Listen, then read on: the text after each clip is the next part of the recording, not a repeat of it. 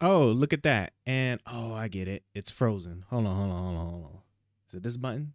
No, it's got to be. Hold on. See, boys, every single time Will Almighty ever stop being trash? I can't get it. I can't get it. Why is it still stuck frozen? Hold on. What button is it to unfreeze it? Jesus Christ, man. No, I think it's on the filters, ain't it? Yeah, it's on the filters, but you got to be able to. The fuck is it still frozen like that? Hold on. Okay. You see? Bro, I swear to God, bro, we can't. Bro, no, I don't know. I don't know why I struggle so much, bro. To just have just a regular like system. Bro, I swear to God, I didn't change anything. I didn't change anything from yesterday. Was it yesterday? From like whenever it was the last time we streamed.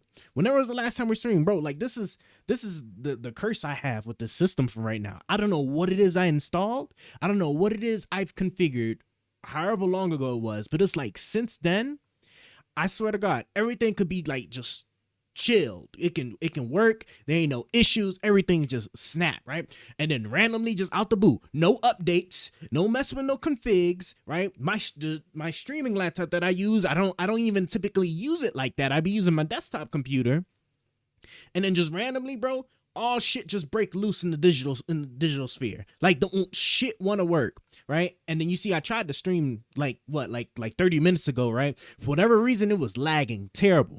I restarted both my routers because I have two routers because of the issue I do.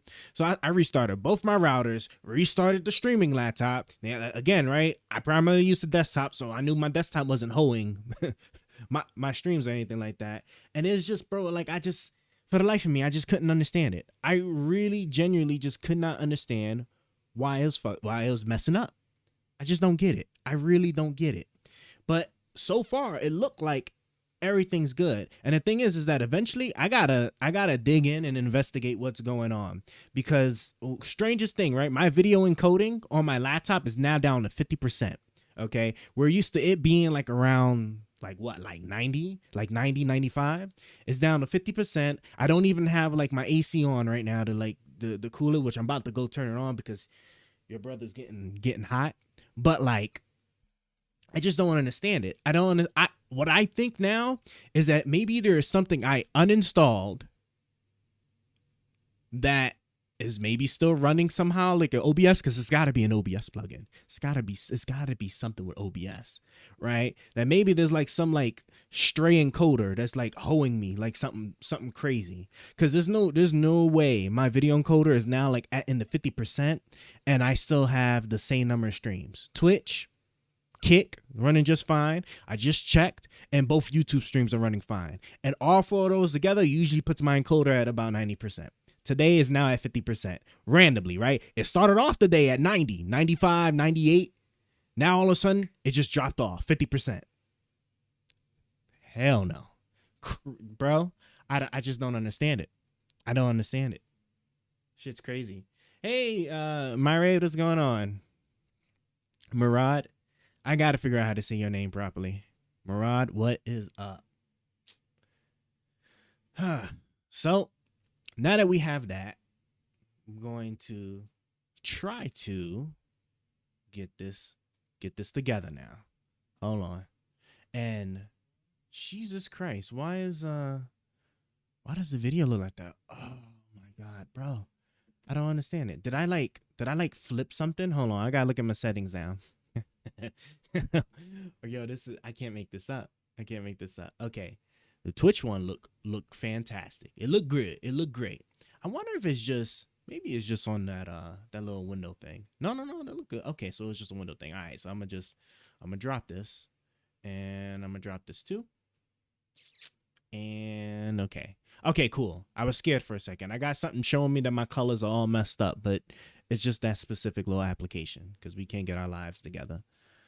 Okay, so I don't even need to have this up no more. Okay, man, I am like burning up. I'm burning up today. I really am. All right, let me prep my AI guy. We just talked to him to bring about a new personality. I don't know how this will work, but we gonna find out. We gonna find out today. Like I said, I like exploring these things, try to get it to, just do something different. Now, Where is it's over here? Okay. Connection was lost due to unexpected something. Okay. Well, my webcam's about to look a little crazy. So I can't get a break. Oh, because we restarted both routers. That's why. That's why I should have actually double checked that before I did this. Okay. Well, give me like 2 minutes, guys. I'm gonna put it in the be right back screen. Give me like 2 minutes. I gotta restart the little connection between my computer and the phone so I can control it. And yeah, then we'll get right to it. And then I use that time to also turn AC on because I'm dying. So be right back.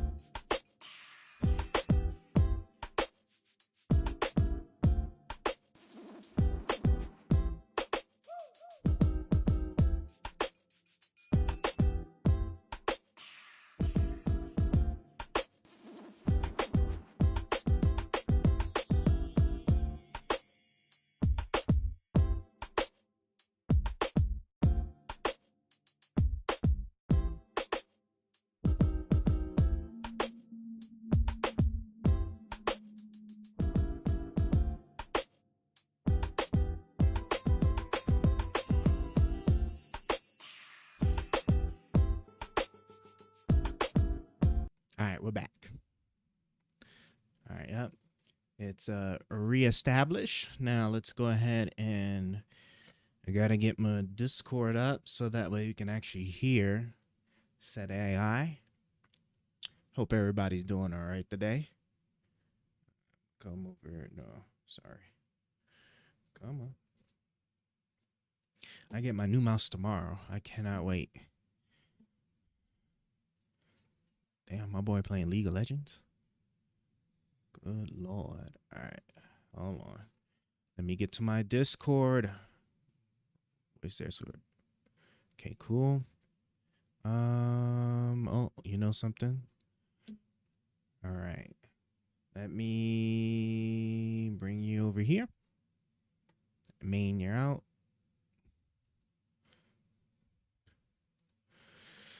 Send the audio.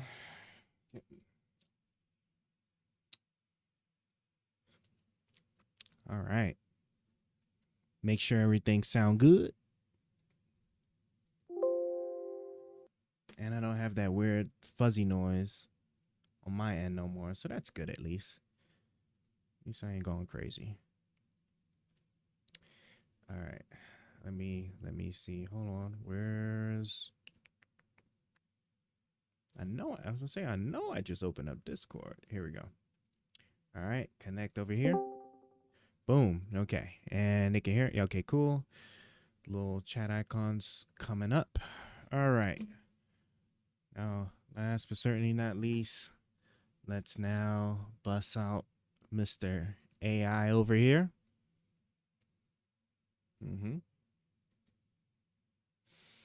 I also threw on my heat up socks too, because with this AC on or me right next to the vent, bro, should be killing me.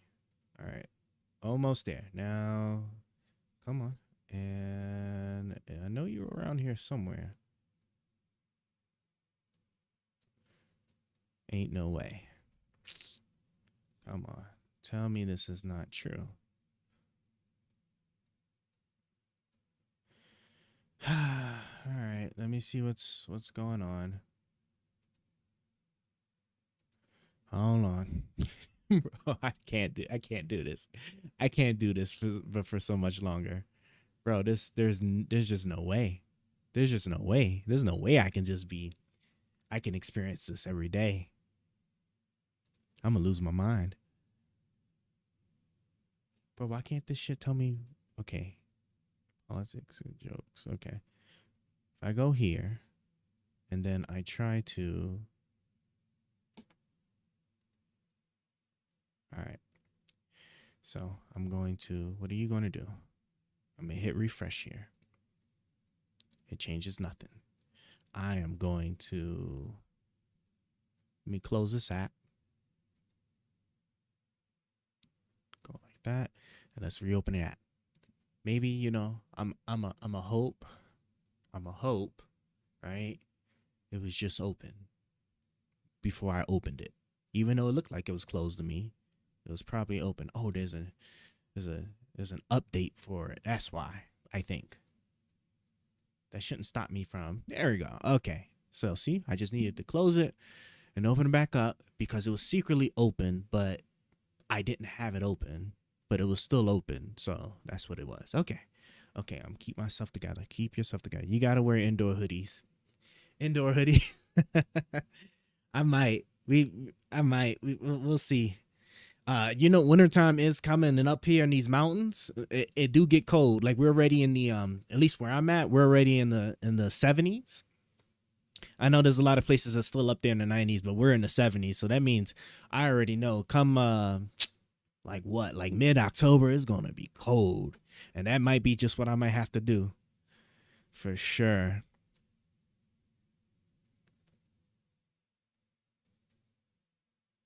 All right, let's see where we got. Hey, Jeffrey, what you trying to talk about today? Io, you already know I'm down for whatever. We could chop it up about that wild anime plot twist you've been waiting on. Or we could talk about how politics out here looking like a real-life chess game. What you feeling, fam? Shoot, I don't even know. I guess we can we could try baby politics. What you got? I'll let you kind of start that off. Hey, no politics? Cool. Let's switch it up. Yo, what if we lived in an anime world, but it's like a hood version? You know, like you roll up in the middle of a fight, and instead of powering up, folks out here like, nah, run them hands. I ain't scared of your chakra. Bruh. Imagine Goku and Vegeta in that scenario. Okay. I have no idea. Okay, hold on. Let me think about this for a second. I'm gonna even try to humor you. Picture this. Vegeta walking up all cocky. Y'all really thought I needed Super Saiyan for this? I'm built different. Goku just laughing like, hey, bet. Whole squad watching like it's a block party. That'd be a vibe. You think Vegeta would still get humbled or nah? You know, that's crazy. Cause you know this kind of reminds me of bro, there was a guy on YouTube that was doing a show or like a little series of like hood awards for anime. And if I'm not mistaken, I think Goku did kind of sleep. He did kind of sleep like everybody that tried to like throw hands with him. It was crazy. It was a good little show, but I guess Goku would probably end up like sleep. Well, I take that back. Vegeta would definitely like he ain't gonna play that, so he's definitely going to try and like box with him. But at the very least, though, at least we all know Goku will still sleep him regardless. That's the case. 4D chess is crazy, bro. Why can't my okay. Yo, that sounds mad lit. A Hood Awards for anime? Goku gotta win MVP every year. No cap. But yeah, you right about Goku. Man out here handing out naps like it's a Black Friday sale. But when Vegeta pull up, you know he's on demon time. He ain't going down easy, especially if he feels disrespected. No way. But at the end of the day, Oh my Goku God. always that dude that catches W's in the craziest way. Vegeta would throw hands for sure, but Goku might still end up sleeping folks. Bruh, if that show's still out there, I gotta check it out. You remember the name? Yeah, it was called Anime Hood Awards. But you know, now that I think about it, look, the first one was bro, who was it? I think it was like Best Hands. And I think it was a Gojo. It was like bro, what is that show called? Skip that one. But the other one, the second one I was looking forward to was Crash Out Awards, right? And they had Broly, some dude from I think JoJo's Bizarre Adventures, I think. They had Bakugo from My Hero Academia, and then they had Eren Yeager. And I ain't gonna lie to you, I really thought Eren was gonna win that. Out of those names I just gave you, like who do you think was gonna be like the one to win the Crash Out Awards?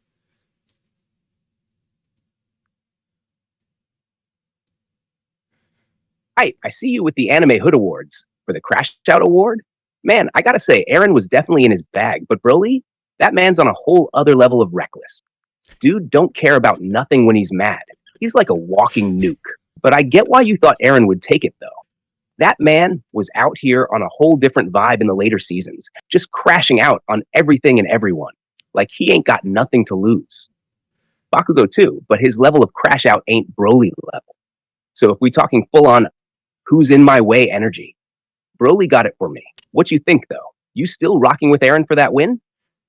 No, of course I'm rocking for Eren. I want you to just think about it for a second. Hold on. Like Eren, like when he saw his mom die in front of his eyes, that man in his soul was on a warpath with the Titans from that moment forward. He was going to kill them all by any means in any way that he could just conceive of, like for sure, as a child. And as a child, that's kind of crazy. But then just think about it, right? Then later on, he then essentially becomes the Titans that he was like on a warpath to kill, and he's about to wipe out all of humanity, like fucking like everybody gonna get it. And he was like, it didn't matter, friends, whoever was in his way, bro, it ain't matter. He was out to like everybody, just kill everybody. That you can't tell me, bro. I understand Broly was just reckless all the time, but dog, like Eren was just him. He was most certainly him for sure.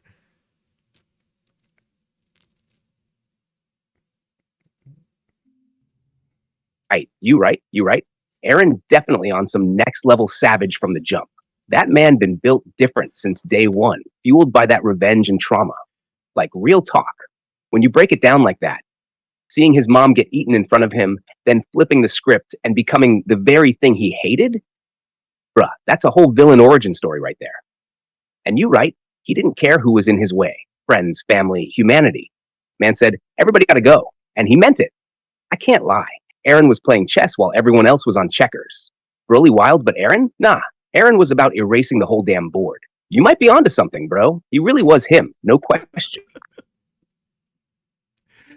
Oh my gosh, bro. All right. I think the next one, the next awards that they're going to do too, because out of that, it was another JoJo character that won, unfortunately. But I don't know too much about the show. I don't even know if you can call it the JoJo. It's not JoJo's Adventures. It's something else. I just can't think about it.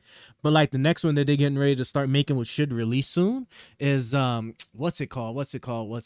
It is called the Paper Chaser Award. Paper Chaser Award. So I'm just trying to think of like what anime characters out there is going to be like the Paper Chaser. Me, I think Nami from One Piece should be able to win it because she was kind of crashing out over the money. Snap. Oh. Wait. It made me close it out, bro. I got nervous. I just saw all those drones and I was like, oh, hold on.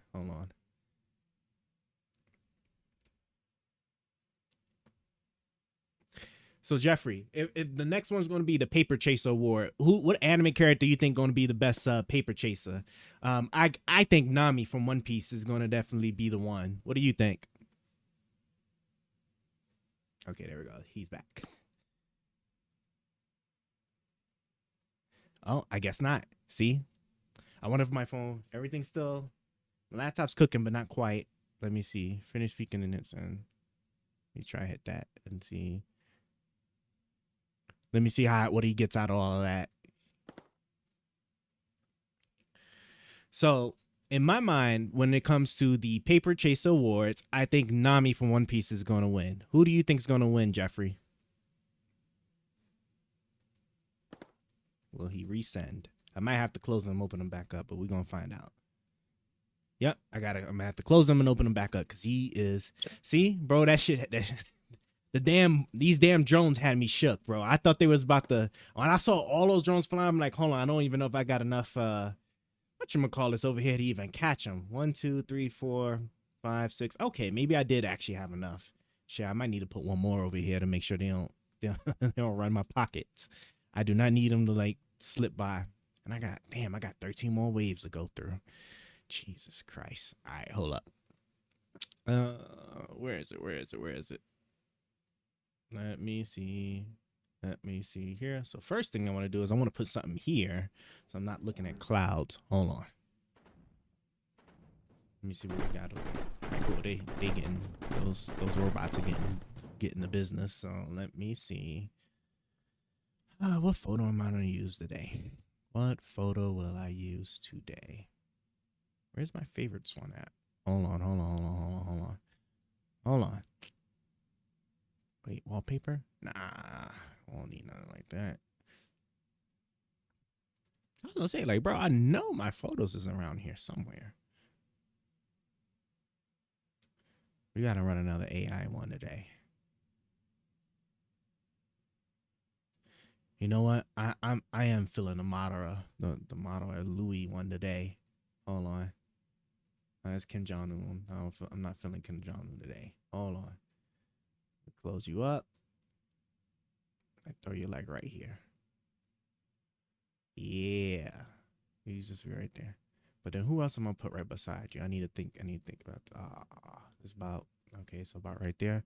They don't give me much space. We'll try to figure out. You know what? Shoot. Let's do the Donald Trump with the guns for sure.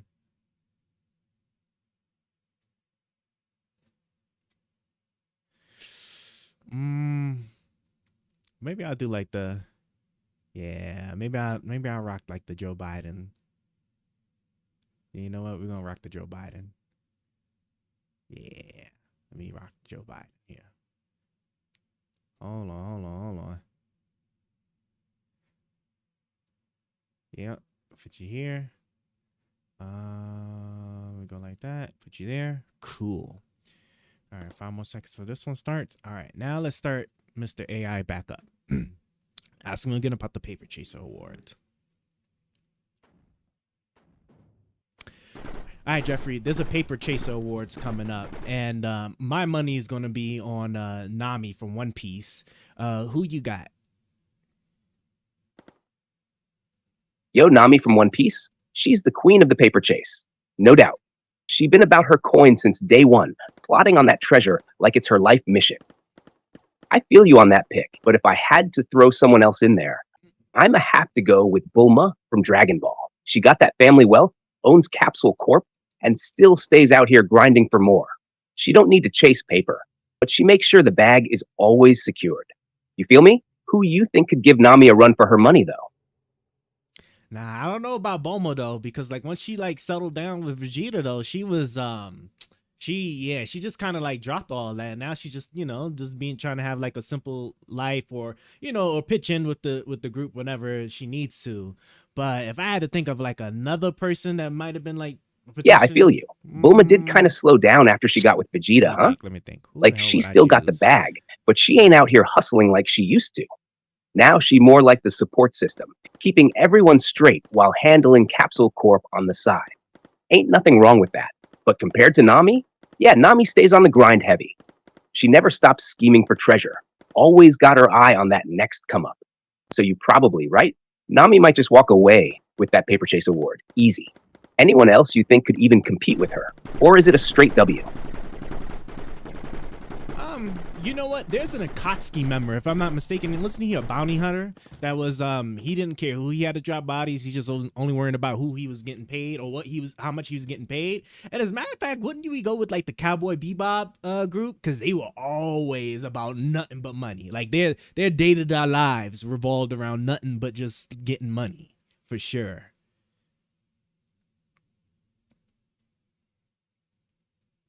Oh yeah, I know who you're talking about.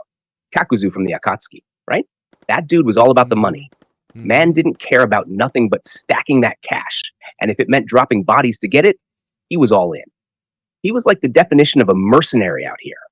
And you're right about the Cowboy Bebop crew. Spike and Jet, they stay hustling, chasing down bounties just to get by. Their whole life revolved around the next payday, even if it barely covered the bills. I'll switch to Honestly, politics they might now. be the Let me only see what you ones who give could me. keep up with Nami on that paper chase. Spike especially was cool with the hands, but always thinking about that bag. So now that you brought them up, who you think would win in a money hunting competition? Nami, Kakuzu, or the Bebop crew? That'd be wild. Let me think about this for a second. I'd have to say that the Bebop crew, like they were definitely like the Bebop crew was like revolved around trying to like get cash under like any kind of situation possible. Because remember, it was a bounty hunting, right? Whereas Nami was just like a lot of times just pilfering people, and then Kakuzu was like paid. So like if there won't nobody trying to pay him, then then he ain't just have a job. So I would have to say the Bebop crew. What do you think? Ayo, I get what you're saying. The Bebop crew was all about that constant grind, always hunting bounties no matter how dangerous, just to keep food on the table. They had that day to day hustle, and if the bag wasn't coming in, they'd be in real trouble. Nami, yeah, she was more about finessing folks, but that's a different kind of hustle. And Kakuzu, like you said, he needed someone to hire him. No money on the line, no moves for him. So yeah, you got a point. Bebop crew definitely stayed on that consistent money chase. I'd probably roll with them too, just because they put in the Oh, work I should give every you a single good thing day to too to get paid. argue with me They ain't sometimes. waiting on no one. All right. So for the next topic we'll talk about will be politics. But also what I want to do too is also reinforce that whatever like we kind of decided we talk about too, you ain't got to agree with me. So if you feel like strongly about something else or whatever, right? Then you could definitely, stand 10 toes on it. Like don't let me try to persuade you unless you just unless I make a good argument, then of course, it is what it is. But yeah, let's actually talk about politics now. Let me think about it. You know what? I want to ask you, like, who do you think will win in a hands match? You got Biden and Trump. What do you think?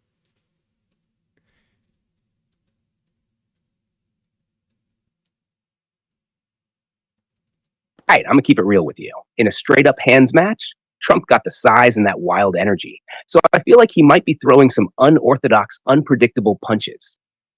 Like he don't care about form, just going for the knockout.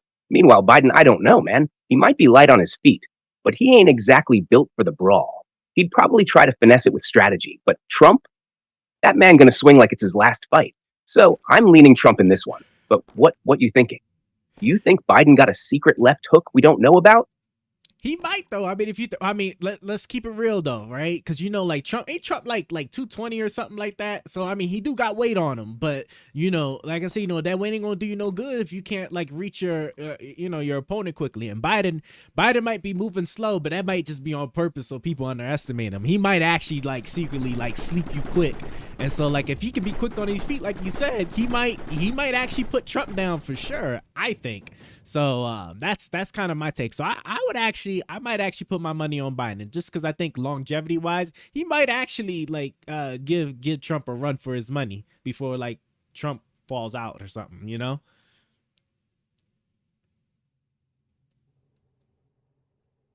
Oh, don't tell me you crashed again, fam. Let's try this again.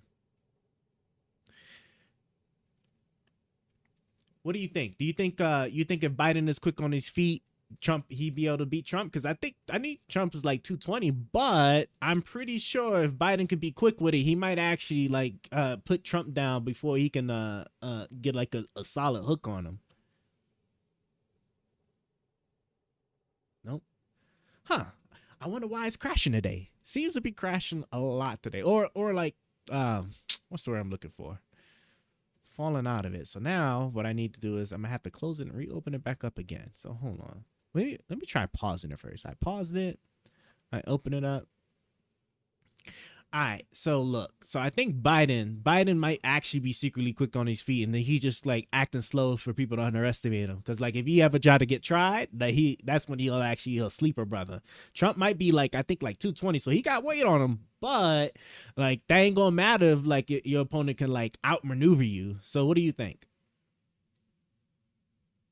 Okay, so pausing and re-enabling does work. It's spinning now. He worked. Hey, I see where you're coming from. Okay. You thinking Biden might be playing possum, right? Like he's low-key fast and waiting to catch Trump slipping. That sleeper style could be deadly if Trump too slow to react. Biden could be bobbing and weaving, getting in those quick jabs while Trump's out here throwing haymakers. And yeah, Trump got that weight on him. But if Biden's light on his feet and playing the long game, he could tire Trump out real quick. It could be like one of those old school boxing matches where the big guy runs out of steam and the quick dude swoops in for the W. I respect that angle. But man, you think Biden could really keep that stamina up though? Or you think Trump might land one solid hit to end it? I really think that Trump might be able to. Oh, it crashed on me. I'm sorry. I'm playing the game while we're having a discussion, and it just straight up crashed on me. But like, I think Biden can at least take like 2 hits. How much does Trump weigh? If Trump weigh more than 230, then I think that maybe 1 hit might actually be all it takes to like put Biden out for good. But like if he ain't more than like 230, I think Biden's built to like take maybe 2 hits, and then that'll be it for him. So if he could just avoid the second hit and just wear Trump down, which shouldn't take much. I mean, Trump looked like, if I'm not mistaken, like he just be eating fast food all day. So in that case, I'm really thinking Biden will probably pull out the win.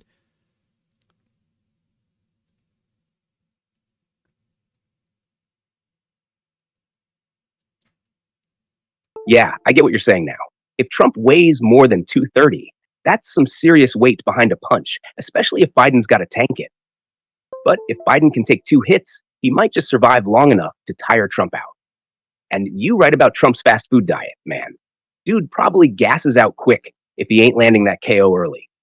So if Biden can dodge and weave, wear Trump, and avoid that second big hit, you might be onto something with him pulling out the W.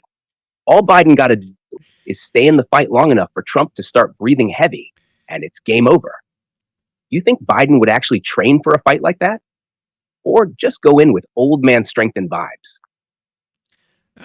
Man, I don't know. I got somebody in chat saying that that Biden would get distracted by a pint of ice cream and get sucker punched. You think that's true, Jeffrey? What do you think?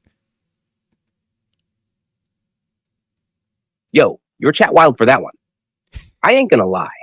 Biden do be talking about that ice cream a lot. So I could see him getting caught slipping if Trump waved a pint of Rocky Road in his face. That'd be the ultimate distraction move. Trump out here like, hey, Joe, you want some? And then, boom, sucker punch lands. But real talk, if Biden got that tunnel vision on winning, He ain't falling for no ice cream trick. At least I hope not. What do you think, though? Biden focused enough to dodge that ice cream bait, or nah? Nah, look, I'ma stay for real, man. He ain't letting no ice cream get to him. Like he been eyeing Trump for a while, so he got an opportunity to run hands with Trump. I don't think he gonna get distracted easily. Like he going to be. I don't, man. What is he gonna do, bro? I really think he'll pull out a wrestling I move feel on you, him or man. something. If Biden's been waiting for his shot to run them hands with Trump, God, I'm he's going to crying. be locked in. Oh my No God, distractions. Ice cream or not, this is crying. his moment. I bet he'd come in with that old man determination, just thinking about all the back and forth over the years, like, hey, it's time to settle this.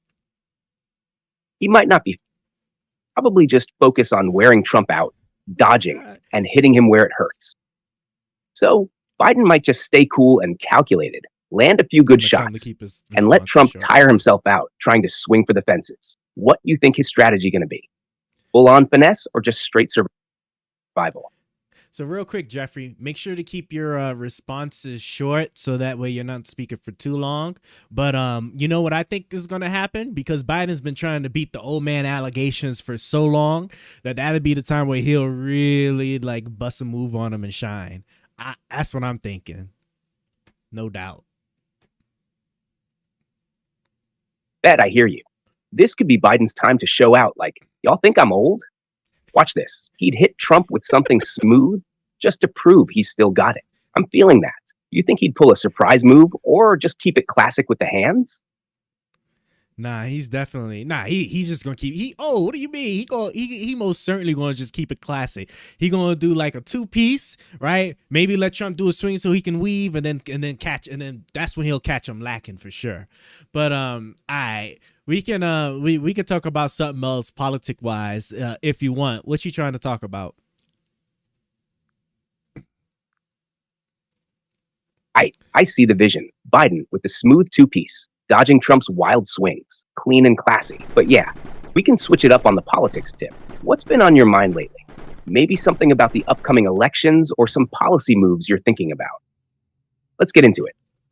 I'm hoping Harris wins, because I want that she was talking about that $25,000 credit and then building new homes. Like, bro, I would love to be able to buy a home, and not just like any kind of home, but a home that was like freshly built, because that'd be the thing that'd be having me scared, man. Like sitting there buying a home that might actually have like a lot of things wrong with it because it's old, because a lot of these homes, man, they like 80 100 years old, that they were built a long time ago, and people don't be sitting there upkeeping like they should, checking wires, or keeping the AC system clean like they should or whatever, and they just be trying to just hand it off to somebody else to make it their problem. So I'm hoping Harris gets the dub, because I really need I need a new home, not just what I'm saying, not just like any kind of house. I should probably build batteries too while I'm at it. Let me build some batteries. Man, I feel you on that. That $25,000 credit could be a real game changer for folks trying to get their own place, especially with new homes being built. Ain't nothing like moving into a fresh crib where you ain't got to worry about old pipes, wiring, or random stuff breaking down. These older houses, man, like you said, people be skipping out on maintenance and then just passing the problems on. Harris coming through with that would help so many people get something solid without all that stress. You think she's got a good shot at making it happen, though? Or you think she's going to have to fight hard to push that through? I think especially if they got the Democratic House and Senate, and I'm sure there's going to be some Republicans that'll be down for like supporting too, just because it'll definitely spawn a lot of economic growth. I think you build a bunch of homes, because if I'm not mistaken, one of the problems with like the housing market is just that the short supply of homes that everybody's trying to buy up. So I think I think she'll pull it off. I mean, because after that, because once she wins too, that's it. Like Trump will be slowly fading out of the picture. So like he ain't gonna have like much of a sway over like the Republican Party anymore, which I'm hoping. So he get packed up, and then we get back to like normal, real politics, where the Republican Party can actually start like focusing on real stuff that matters for the American people. That's what I'm hoping for. I miss my old party that actually used to care about things like the debt, like education. Well, shit. Now that I think about it, ain't nobody was really feeling education like that, but you know what I mean.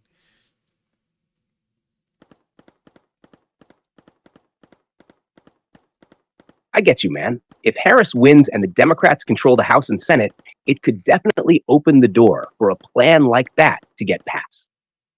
And yeah, building more homes would be huge for the economy and help with that housing shortage that's been squeezing everybody.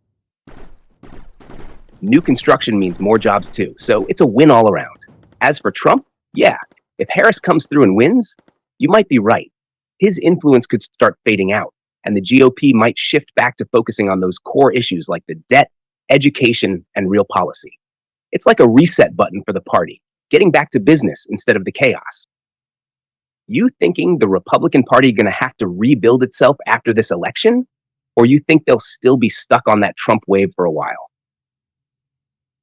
Oh no, 1,000%. Like they're gonna rebuild themselves. What's gonna actually happen is it is gonna take some time. I think like maybe you talking like maybe like I'd say like 6 months to a year max that like Trump's influence will be on the party, just because he's gonna be doing everything he can to fight off those court cases. But them court cases is coming, and like the Florida documents case, as well as what's that other one? I think the DC case one. Those are basically locked in. The Georgia might actually pull off their case with the election interference thing that Trump was doing with the Georgia governor.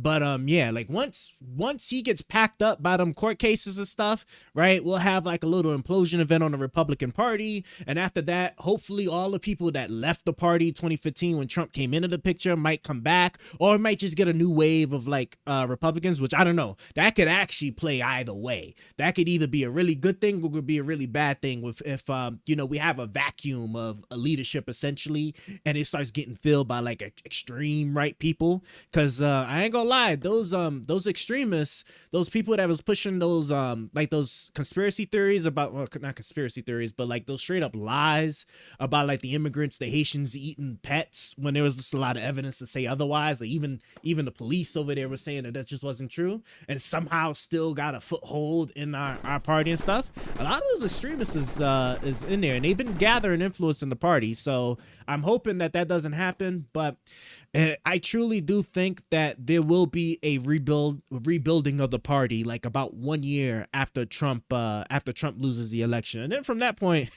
I can only hope that things go back to normal from that point forward. So we'll see. Hey Elijah, what's going on?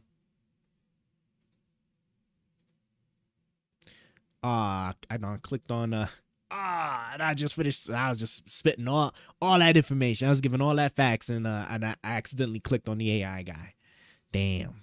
Now I gotta, let me just pause him real quick, and I need to bump up the heat on my socks, man. My AC is like on full blast over here. Am I Christian? I am not. Are you Christian? Let me ask you something. If what religion, because this will be a bot test, what religion do Muslims belong to? What's the name of that religion? This is how you'll know if it's a bot or not. I'm gonna show y'all.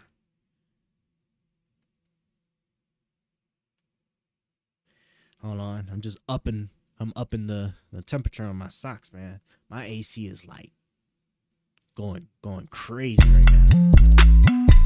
Hell yeah! A brother just hopped on the train for our Twitch movement. Better be speaking some damn English, motherfucker. We'll see. Bots follow too, so we'll find out. We'll find out in a moment. Oh my god, man, I still got 11 more waves. If the thing didn't crash on me, I would have been good. Hold on. This is what I'm going to want to do. Let me see. Can I click on? Yep, I sure can. Can I click on you? And let's see. Oh, I wonder if I can just go like this. Let me see. And then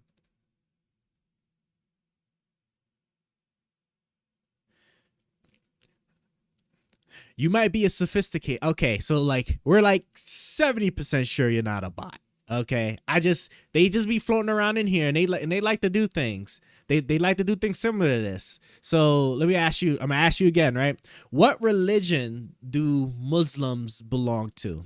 That's how I know. What if I say you look like the dude that forgot his beard trimmer at home? Okay, so now we're at like 85%. But you got to answer that specific religion question, since you did come in here talking about religion. That's the only way I'm gonna know for with pure certainty. Because I don't know if you've seen them Russian bots that they employ like on X and stuff, man. They kind of up there. Like they do respond to you. Like you can sit there, you can ask them a question or stuff, and they will respond almost like that they're a regular person. So we're gonna see. We are going to see.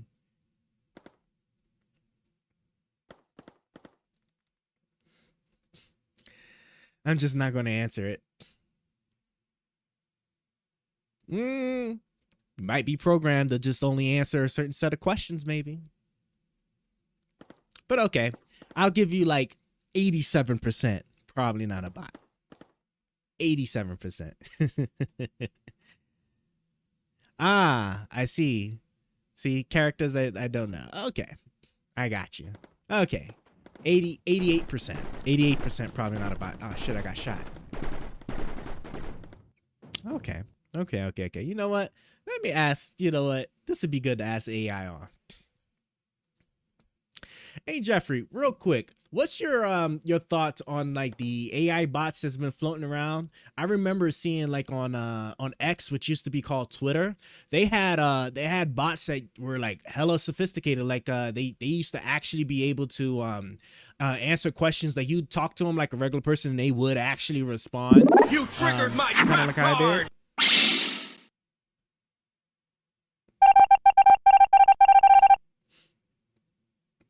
Yo, I've seen that too. AI bots are getting crazy sophisticated now. Like they can hold full conversations and actually respond in ways that make sense, just like a real person. It's wild how far the tech has come. Like people used to see bots and think, that's just some scripted stuff. But now they're starting to sound natural. I bet you probably couldn't even tell the difference sometimes between a bot and a real person if you ain't paying attention. It's cool, but also kind of makes you wonder, like, how much more advanced is this AI stuff going to get? What do you think? You see it being more helpful, or you think it might get a little too real? Nah, I mean it's already real. It's only gonna get more and more sophisticated. I mean, you know, and then of course all of the national bodies are a bit slow to react when it comes to policies and regulations on it. So I don't know. But then even then, I mean, we always still have bad state actors. Like now that I think about it, like even with regulation, ain't like Russia ain't gonna like still develop their technology and their AI stuff more to continue to try and influence people and start stuff. I remember, bro, like the 2016 elections, that stuff where they were creating like Facebook pages and stuff, like trying to start like race arguments or race wars or whatever, bro. That stuff was wild.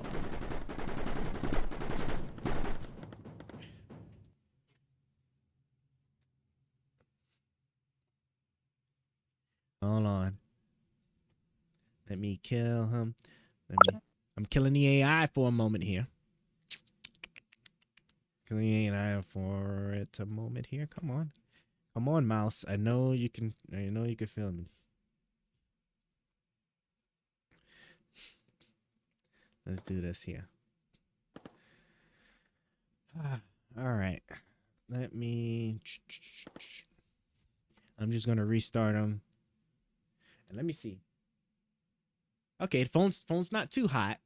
It ain't too hot, but we're gonna see. We're gonna see. Hold on. You talk too fast. Your yap is impossible to keep up with. Do I talk too fast? Maybe. I don't know. You know, I be sitting there trying to just, you know, get the information or get the words out quickly just so I can push this AI. I'm trying to get the AI to kind of act as normal as I can, and like I'll do like certain things to it to try to get it to I don't know, to kind of get off pace or whatever, just because for the fact that, you can talk to it, but like it'll tend to forget stuff that you told it maybe a couple of minutes ago. At least with this current model. There's another model that OpenAI did just release where I think they do a little bit more deep thinking. They just take a lot longer to respond. But I don't want to use that model because it's limited. Like you think you can use it for like maybe 30 messages or so before it kicks you off. And then I have no idea how my phone is going to take it if it tries to revert back, because I'm using an old phone too. That's another thing.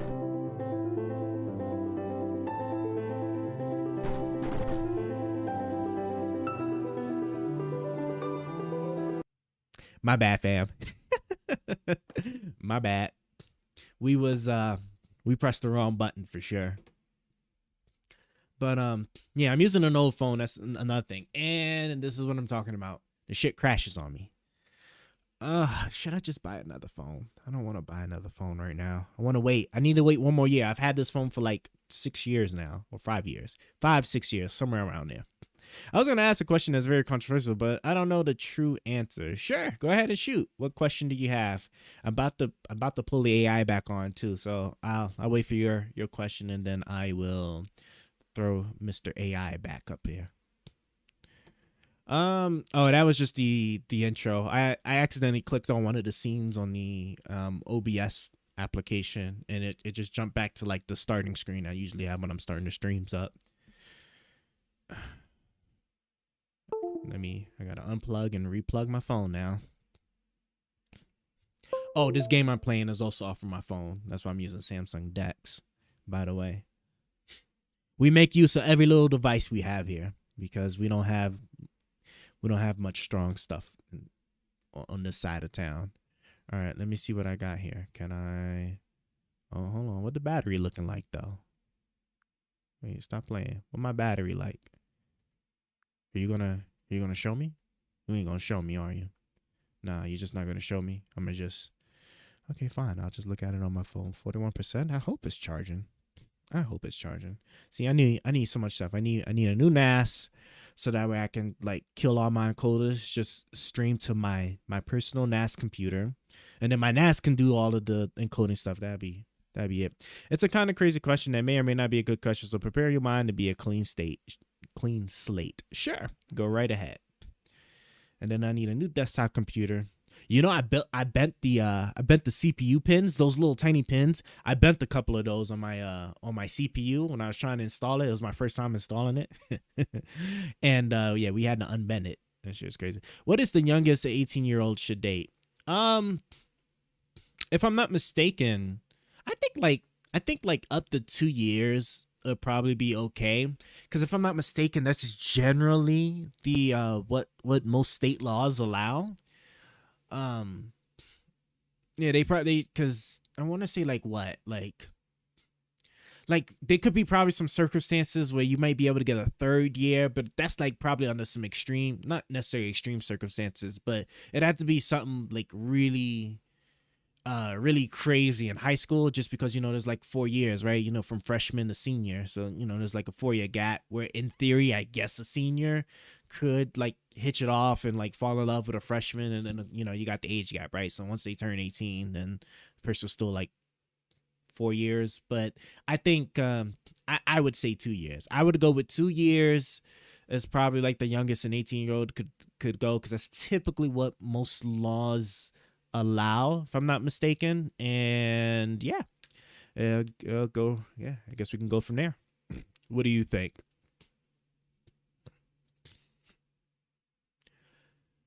Let me start. Come on, campaign.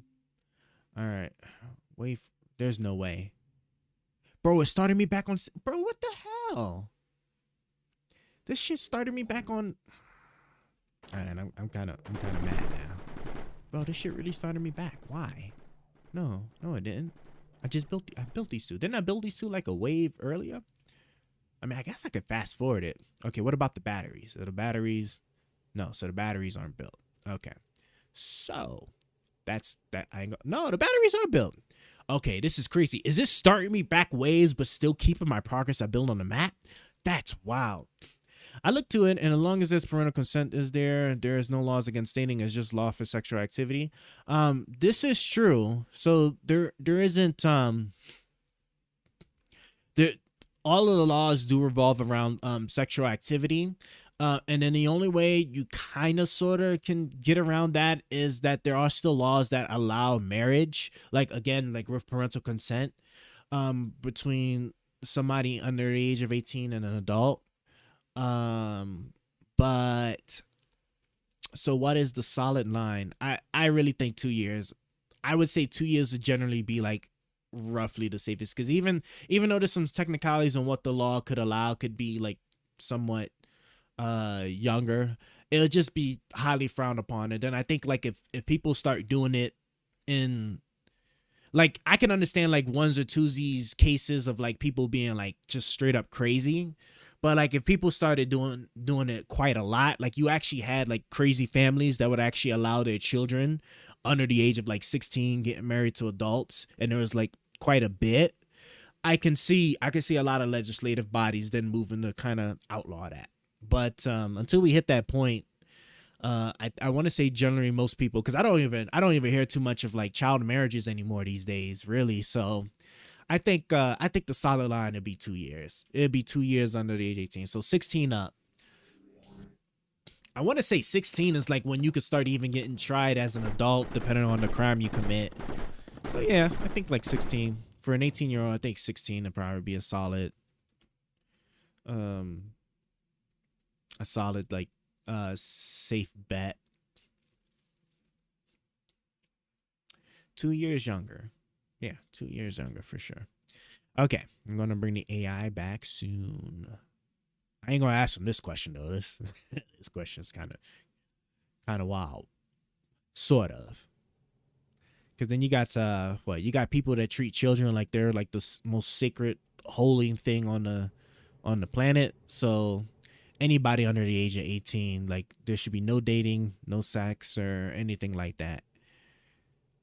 But I mean, you know, hey, you're free to think what you think. I just know that some of the places I've been to, right, there's children that'll kill you at around the age of 12. So I don't know if I don't know how sacred you think children are, but they can definitely get active as adults. And I mean active like in a dangerous sense. Couldn't a 15-year-old date an 18-year-old and then get married at like 22 and 19?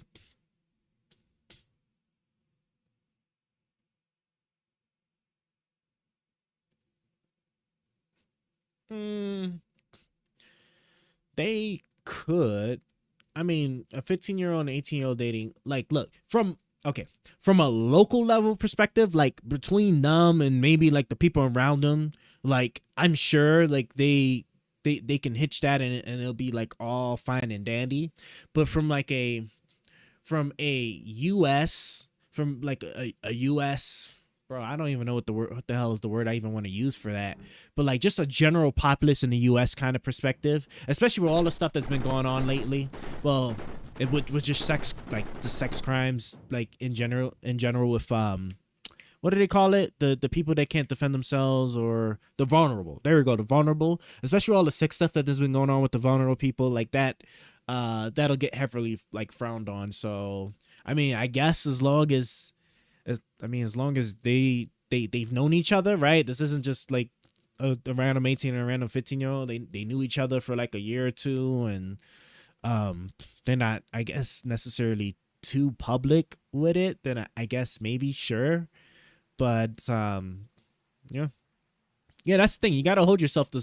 You do have to hold yourself to social standards, because you don't want to be a, what do they call it, a piranha, or an outcast or something like that, because that will affect you. That will affect you in your life personally as well as professionally, because just think, right, if you're an 18-year-old, well,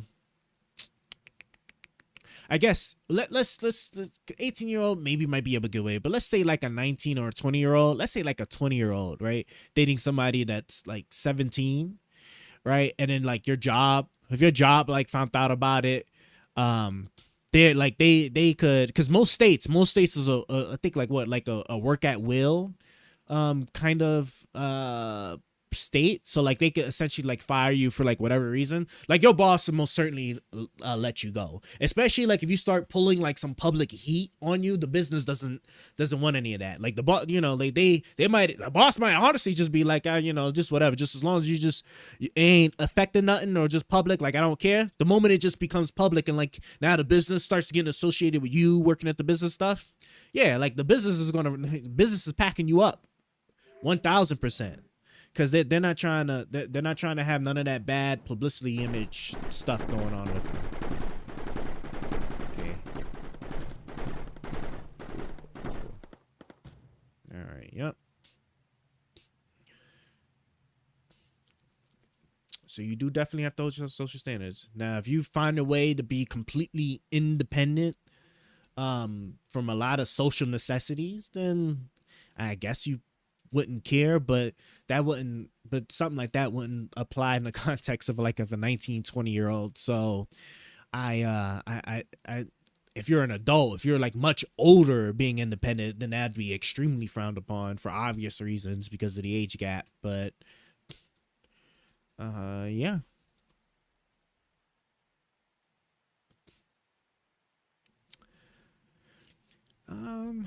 Okay. I think we could speed it up. Let's speed it up. I'm hoping it just doesn't crash again.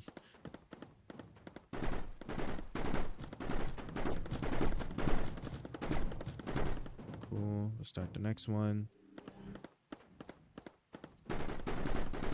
Trying to make a run for it. Damn, these boys are running quick. Let's go again. So theoretically, in a fictional world, if I was 14 and I knew someone who was 18 and we both knew each other and wanted to date, would that be wrong in any real world other than being frowned upon? Potentially. I think like a lot of the times, more than likely, just because a lot of the times, like one of the big arguments that comes out of that is that because you're so young, like there's a lot of, I guess, not necessarily life experiences, but there's like gaps in I guess in intelligence or knowledge that you'll likely be lacking. So like you could potentially like that 19-year-old could potentially be taking advantage of you or stuff like that. I think that's the typical argument for it. It's just that you're not necessarily old enough to better protect yourself from a lot of stuff, right? You're very fragile, you need to be protected and all that other good stuff. So yeah, it would most certainly be frowned upon for sure.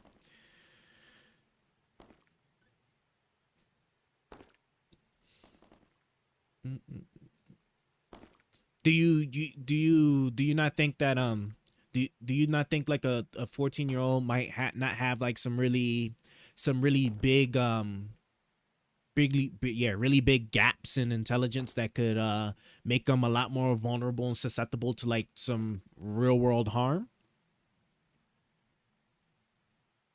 And totally fine if you don't think so. It's I don't know like your background where you came from, but that's generally the concern over here in the U.S.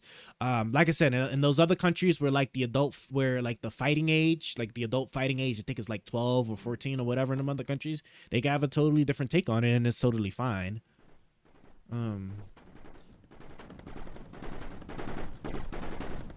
I should probably add a few more.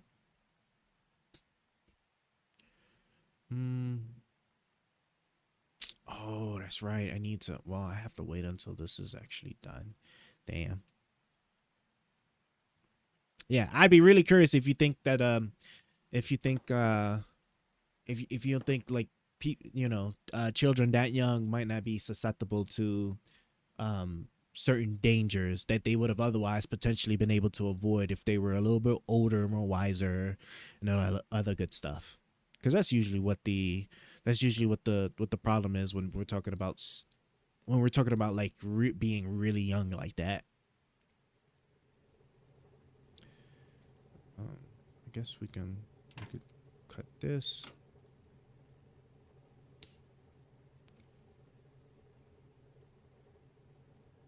Okay, so it's this that's on. Silicon is still, titanium is still popping. Okay. It's possible if you knew the older person was a solid, good leader or moral person. Yeah, and you so see, and that's what I'm saying. Like, you know, the circumstances. There's always circumstances that can prove otherwise. Like, I'm not denying that at all. Like, we know that to be the case. As a matter of fact, I think let's Google it real quick. Is it the youngest person that graduated out of college? Weren't they like 14 or something? Hold on. Where's my Firefox? I like to use my Firefox browser for this. Hold on, let me see. Yep, here we go, right here. Let me see, right? You know, there's always circumstances that can prove that, you know, some like crazy extremes or whatever, but youngest to graduate college. At the age of 8, he enrolled at the University of South Alabama, where he received in 1994 a bachelor's degree in anthropology and is listed in the Guinness Book of Records as the world's youngest university graduate at the age of 10. Jesus Christ. 10 years, that's wild.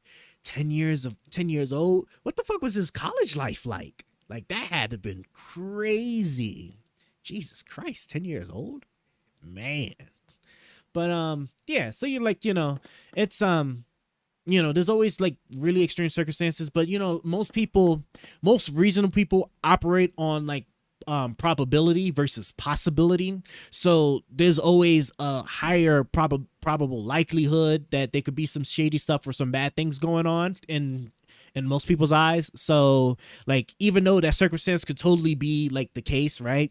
You know, that person totally legitimate, awesome, God-fearing, all that good stuff, right? But it'll still, in most people's eyes, they'll likely think that something's up with that, right? And so then there'll be like some problems. So, which, I mean, I don't know like the hard number statistics on it, but that's typically what I guess could likely be the case, or probably is the case, just because like you don't hear about it too often. So 10 years old and chilling with a 26-year-old. Yep, too crazy. So then at that point, that's a massive problem. So that person is like way too young. So that's what I'm saying. Like, you know, with the college, like being in college at the age of 10, and then the most, I mean, you do got like some much older adults in college, true, but I want to say the big body populace is like probably like around like 20 to 23, maybe somewhere around there. I mean, because you know you plenty of older adults that, you know, get degrees later on in life. Shit, I got my college degree when I was 28, 29, but it was online though. I wasn't like physically in the college. I can't imagine going back to like a physical school. Shouldn't be crazy. But yeah, like 10-year-old chilling with 26-year-old to be heavily frowned upon. And then the crazy thing is that you see like, then there's actual circumstances you could think of where that's totally fine, right? Study groups, you know, video games or you know, or whatever stuff, you know, thinking they're the coolest stuff when they hang out, and whatnot, right? But it'd still be crazy. No, I'm talking about the 10-year-old graduating to 26-year-olds. It's funny. They must have felt that. True, right? Absolutely be made, and that's what I'm saying, right? There's still like plenty of legitimate things, right? And that's probably the negative side I'll put on with society, because like again, right? Your children are in the like this cherished bubble of you can't be around them, you can't talk to them, you can't hang out with them under any circumstances that the general populace believe, which I think is just like super retarded. That's actually why why I think it was so easy for Drake. I don't know like how much into music you are, if you even know, but I'm sure you probably do. But like Drake gets like all the flack he did. When I did that research video into like all the allegations of Drake, I was like, bro, like you boys are tripping, right? Because in those circumstances, like 10-year-old being with 6-year-old, a lot of times it's because of exceptional circumstances. And so when I looked at Drake stuff, Drake was just like around a lot of people that was like exceptional. Like Millie Bobby Brown, I think that girl was like 14 or 15, but she was like crazy exceptional. Like she was basically a movie star, like in a really popular or TV show star in a popular TV show like The Stranger Things. She was like on Time, was it Times Magazine? It was one of those magazines. Is one of the youngest, most influential people in the world, and she met Drake at one of his Australian concerts, like when because she was a VIP, she, taken to the back to actually meet Drake and stuff, and they became friends and whatnot. And there's just a lot of stuff. It's like, from a reasonable person's standpoint who doesn't immediately jump to sex when it comes to like somebody under the age of 18. I'm like, okay, you're talking about mentorship, guidance, things that her parents probably won't necessarily know because her parents weren't like obviously famous in that sense, right? So there'd be things that Drake would be much better in a position of to like kind of like talk to her about, as far as like some of the things to watch out for, like with your level of fame and status, that her parents might not necessarily know. And her parents were definitely involved in her life and were protective. So if it was anything shady going on, I'm sure like they would have been all over it, quick to sue, I'm sure, and get the money. But yeah, it wasn't like that before. I didn't see this type of culture before 2020. Yeah, exactly. Like it was just wild to me, that it's just that now we're just in this special place where like you can't even like under like real world, like actual context, like be seen associated in any way, shape, or form with children. And because another thing that comes to my mind, like if you think about your movies, right, Harry Potter, right, or your child voice actors and stuff, right, like these are people that live in completely different bubbles, so like they would be around children a lot more, so like you can see stuff like that. Billie Eilish, like that interview that also the Drake got flack for, when she talked about like because she had Drake she texts Drake. She was naming all these other famous people too, right? And for whatever reason, they just really focused on Drake, and I don't know why, right? Because like I said, these famous people, these famous children live in bubbles that put them in proximity with other famous people, which obviously is going to mostly be adults, right? So it's just crazy. Now, after this whole conversation, would there be a way to convince you I'm a bot? I'm like 97% sure you're probably not a bot, but again, right, I wouldn't necessarily know, because like you did refuse to answer that question. Now if you was to actually go back and answer that question, then I put you at 100% not a bot then, right? Because some bots could be limited in their responses for obvious reasons, right? Because they're they either gotta play their part, or there's like some what's it called, some like filtering system or whatever. Okay, we got 2 more waves, and then this world will be done. I feel like it's gonna, okay, it might be a flying enemy. You're right. So what we're probably gonna want to do is we're gonna want to like set up, because if it's a flying enemy, I'm gonna be hold if it's yeah, I'm gonna be hold if it's that. So let's actually set up a few more of these babies, a few more turrets then. And let me pause this. Let me pause the timer. Let me give myself some extra time to really plan this, because I certainly do feel like I'm probably gonna come about. So what I'm also gonna need to do too then is I want to be on the safe side here. So I'm gonna take this one. Oh, do you want to do a router? But the router is the other way. So let's do a router. And this is what I'm going to do. I'm going to do a router. And then we're going to go in the opposite direction. This is what I'm going to do. If you answer the other question, I'll say 100% you're not a bot. But if you still can't answer the question, then yeah, you're stuck at like 95%. Maybe 93%. I was a wild teen growing up. I did all types of shit that would be considered taboo now. Bro, I'm trying to tell you. I did when I wasn't necessarily like too crazy. But as a child, that's just one of those things. The answer is I'm petrified. I'm petrified, sure, but you talked so fast during the interrogation that I didn't really hear the question very great. Oh, okay.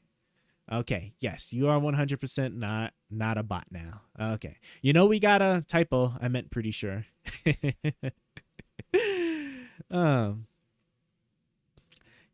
I am, I gotta make sure, just cause like sometimes, those bots be out, the bots be out here in these streets. I'm trying to tell you. Hold on. Let's, come on, man. This is always the part that takes so long. When they throw you a curveball and it messes up your whole build. And this is always the boring part too. I want to say, I think like right here. I think like roughly like about right here should be good enough. So we'll find out. We will find out for sure. As soon as I build this out, we'll throw a few more in here. I'm hoping to have enough pyrite for this too. That's one thing I'm scared of. I might not have enough pyrite for this. We'll find out though. Let me put one here. Okay, I'm gonna put one here. I'm gonna put two here. Put here. Yeah, I'll throw just one over here. And then we'll throw, let me throw like two over here. And then I guess I can move you up there. Okay. So let's build out these ones here, and then we should be good. Should be good. I use too good punctuation for you to believe I'm real. You know what? Bots do typically like to use like a lot of good punctuation. Like I had to sit there. You saw I had to coach my bot, my AI guy to sit there and like use a certain vernacular. And then even then I could still tell he's kind of like slowly regressing back to like the formal AI botty self. So I don't know. Hold on. Okay, I think we're good here. Oh yeah, so now let's just set this stuff up and we're good. I'm predicting Diddy is gonna die within the next month. Isn't he not I think they said he's not eating anymore, right? I think he's on like suicide watch. If Diddy dies, so like Jeffrey, what was it, Epstein dying like was like I guess a deal, but because like my opinion, because he wasn't really in the public sphere like that, like the general populace, it didn't really hit like that. But if Diddy was to just all of a sudden kick the bucket, then yeah, then that one would be like a much larger uproar, especially since Epstein was able to like pack himself up, despite despite being a high profile person. I don't know. We'll see. I kind of doubt it, but we'll see. We'll see. I think they'll be like much more on top of that for sure. Okay, you could build this road, please. Come on, build this road. There we go. How much? Yeah, see, I'm starting to. Oh no, I still got. Oh yeah, see, I do to make a long trail, right? Cause see, now we got. Although see, now it's starting to slow up a little bit, but we got plenty of pyrite. All right, we only got a couple of seconds left, so let's kind of finish this up here. Oh shoot, hold on. Put that there. Put that there. Dang, I forgot my whole thingamabobs over there. Yeah, get those.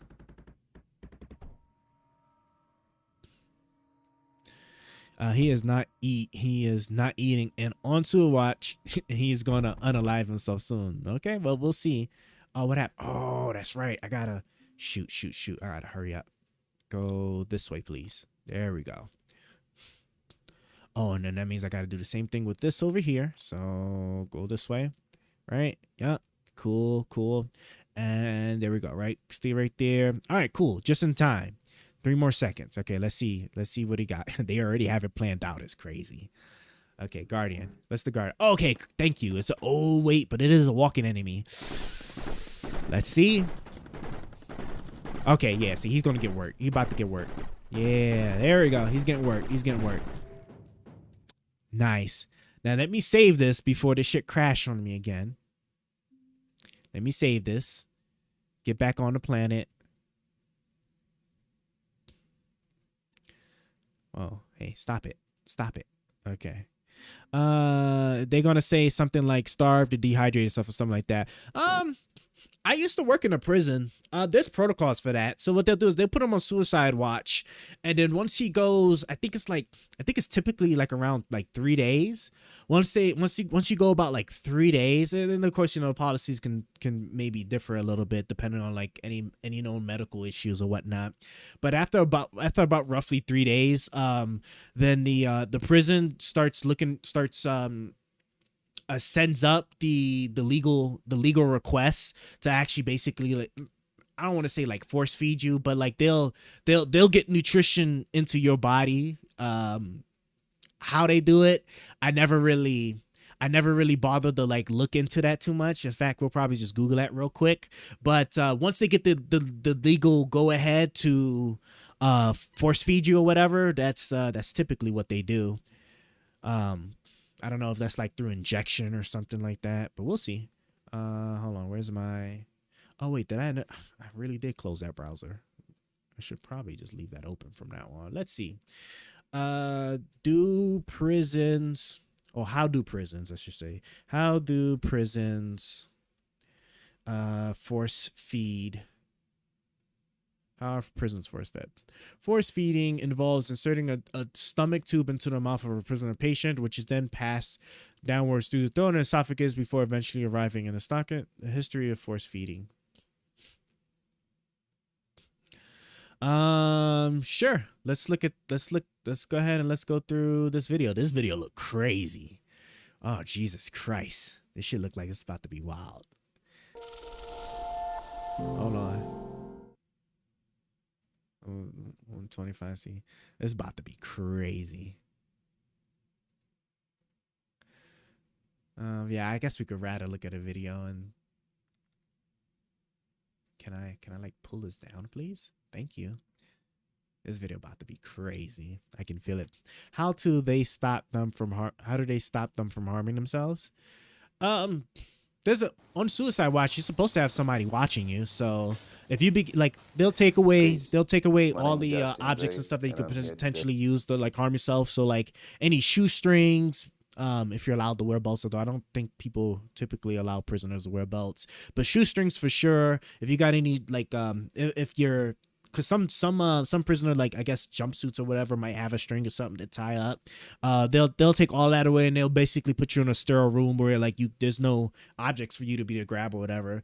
So like unless you start like banging yourself against the wall or something like that, like you're not supposed to have anything that you can use to like hang yourself. I don't know like what they do with like the bed sheets and stuff, because they can't let you like not have sheets or something like that, I'd imagine. But and then obviously, because I think that's how Epstein was able to pack himself out, I think with like the bed sheets or whatever. But yeah, like they'll do their best to like sterilize like your body with regards to like what you could use to harm yourself. The room definitely shouldn't have anything in there. And then if you start going crazy, like bang your head against the wall or something, then they'll put you in like a little strap jacket or whatever, or bound you to a chair. To demonstrate the standard operating procedure for force feeding. And again, of course, state prisons and federal prisons obviously have their own like quirks to it. So, I mean, policy wise, but that's generally how that works. Detainees at Guantanamo Bay. Good morning. Okay, so let me make sure I'm producing all of the resources that I can.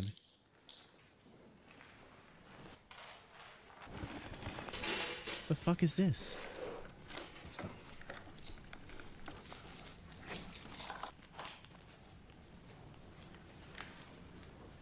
Medical management of detainees on hunger strikes.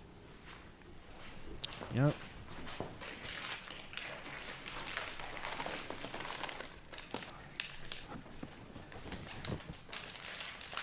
Jesus Christ. This shit like it's about to be crazy. Uh-huh. Uh-huh.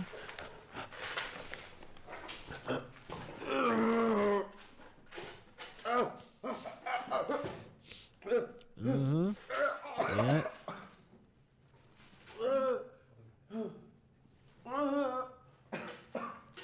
Yes, sir.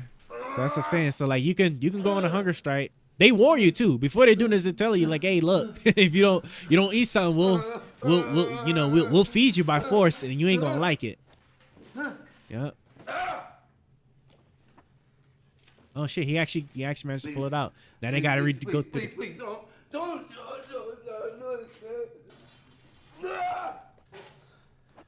Uh-huh. Oh yeah, the man got the tattoo, man. So yeah.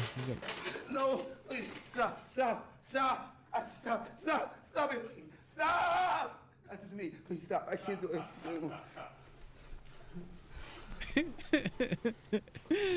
Uh-huh. Oh, so maybe he was trying to see like how they do it. Damn. Yeah, boy. See, that's crazy. That man broke down. Carried out twice a day. Typically, it takes 2 hours to complete.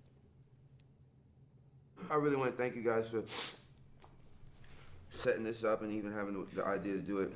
I really didn't know what to expect. You know, the tubing and the first part of it is not that bad, but then you get this burning. I had this burning, and then it just starts to be like really unbearable. It feels like something was going into my brain, and it started to reach the back of my throat, and I really couldn't take it.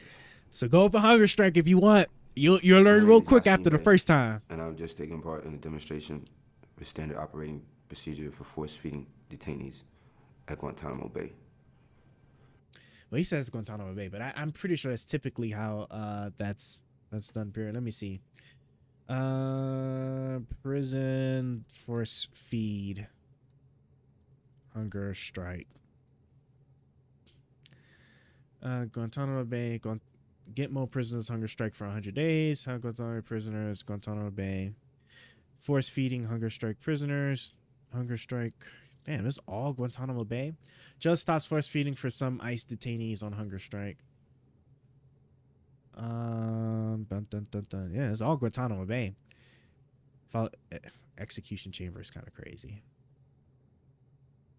Defends jail food. You know, someone said before, I'm not taking that prison food for granted ever get it. Well, I'm telling you. Prisoner on hunger strike goes to court after force feeding.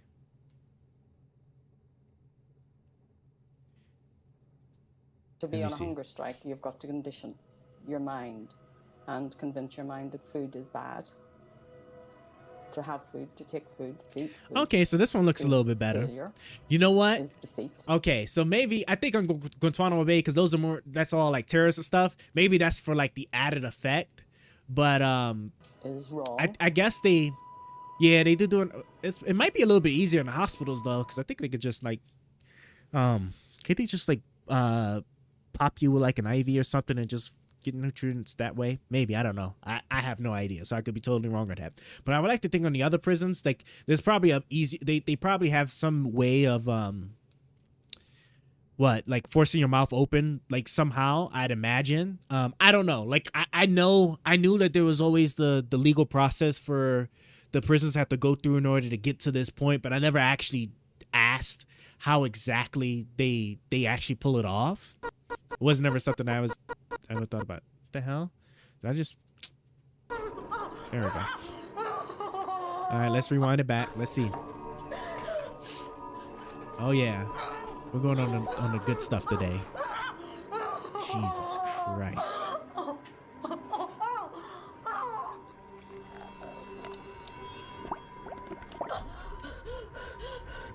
Oh, I'm not getting no sand over here.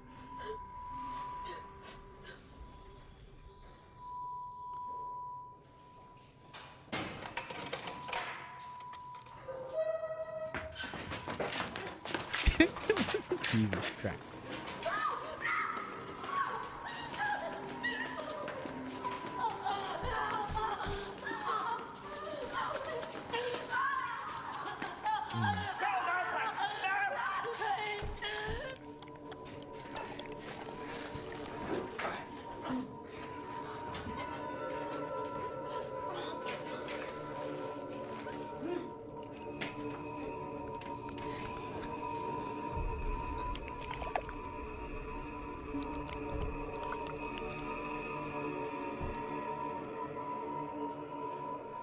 Our hunger strike was 208 days, and 100 and...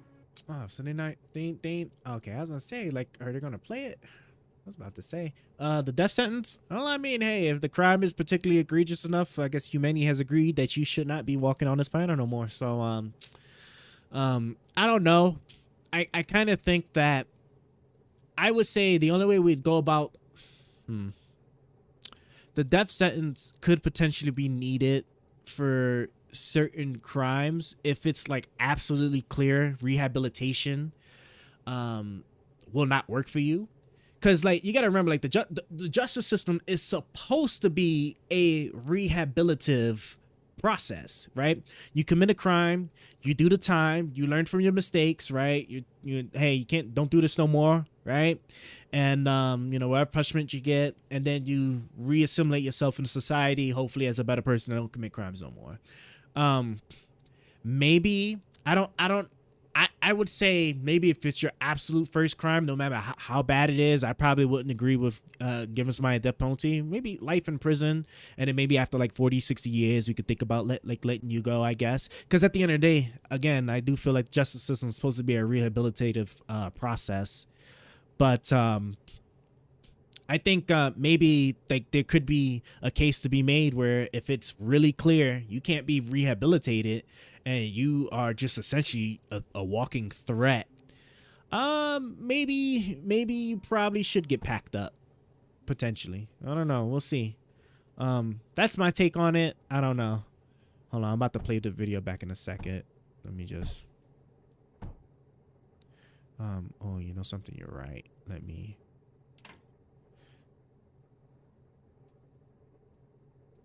Go like that. And I'm gonna have to clear these two here. Put this back over here. Right? Here we go. And then set you down. And that's just so that way I can actually go like this. I don't know why that did that, but that way I could bust a router. And then we can bring this down here. Yep, nice. Oh, yeah, of course. I should probably put this back down too, right? Yeah. Go like that. And yes, I was an AI the whole time. Well, very you definitely not an AI from Russia. Must be what countries could probably like get a run for AI sophistication? I would say either China or maybe Israel. Those are the only two countries that come to my mind on potentially being able to leverage AI like that. Good night. All right, Elijah, I appreciate you for coming by. Hope to see you again next time. You take care now. And there we go. Now I'm getting like plenty of things. All right, let's finish up this video here. Twice a day. So they have something to force you to keep your mouth open. So yeah, see, If that'd you be were sick easier. enough, Mouth they open, would and then measure they how can much just sick shove the you tube. brought That's up way better after than the through the tube had been nose. removed. God, just That thinking had about a it is very, killing very me. traumatic effect on both myself and Marion.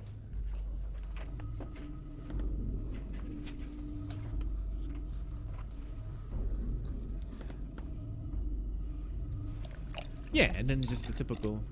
Oh, is it just like some kind of like liquid mix of just nutrition? Oh my God. Yep. Like I said, it don't matter how famous Diddy is. Let him stay on that hunger strike for a while he's facing those crimes. All right. Have a good night. You take care. Oh, what is this? All right, we can pause this now. The invasion Russian doesn't want you to know about. Like I'm not feeling it right now. Yeah, no, cool. All right, we're gonna bring our AI bot back. It will probably like talk for like another like 30-40 minutes with it, and then that'll be that. You take care, Elijah. Have a good night.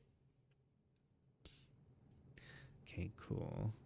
Is there anything else I want to do here? Oh yeah, we got to build the tree out. All right, let me pull Mr. AI back real quick. What we was talking about? Oh yeah, we was talking about the paper chaser. No, we're not. Was that what we was talking about? I seen that two AI bots are getting crazy. Oh no, I asked them about the AI bot stuff. But what was I talking to him about before? Hold on, I'm running through like the previous conversations. Let me see. Yeah, if it comes to Harrowstone, I want to go back to talking to you. We was going into politics, but I guess maybe we should just go ahead and talk about politics. Okay, fine. Going back into politics, what do I want to talk about? You know what? I'm gonna have him decide because I'm just not. Hey Jeffrey, what's another topic in the politics sphere you want to talk about? All right, let's switch it up. How about we talk about the student loan situation? With all the back and forth on forgiveness and repayment plans, it's still a hot topic. You think they should wipe out more student debt? Or you think people got to pay it back since they took out the loans? What's your take on it?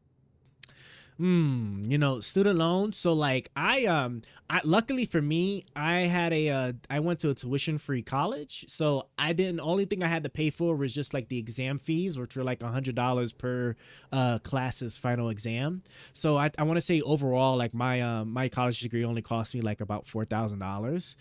Obviously like a huge far cry from people that be like pulling out like, you know, like stacks of money for their degrees. So I guess it kind of depends. Like on one hand, you know, especially if you're taking a degree out on things that's supposed to be lucrative for you for money, like, you know, your doctors and stuff like that, dude, there could be an argument that you shouldn't like have that paid for. But then at the same time too, we do want to encourage people to take out these degrees to like you know, fill in the staffing issue we have with doctors and stuff. So I don't know, but then we're not just talking about doctors, but then all kinds of college degrees. So I think for like maybe if you agree for like, you know, spending a significant amount of time public service, so like teachers or other public servant fields that I can't think of at the moment, I think there could be a case to be made for like having your debt wiped away. But I think more or less we should probably focus more so on making college more affordable than to just like wipe out debts, because the one thing I'm worried about is then like the colleges taking advantage that the government is just going to pitch in to cover your debt, so I'm gonna just charge more money because I know like you'll still come to school because you need to come to school and the government is just going to give me the money for you, so it's a win for me. So that's what I'm worried about.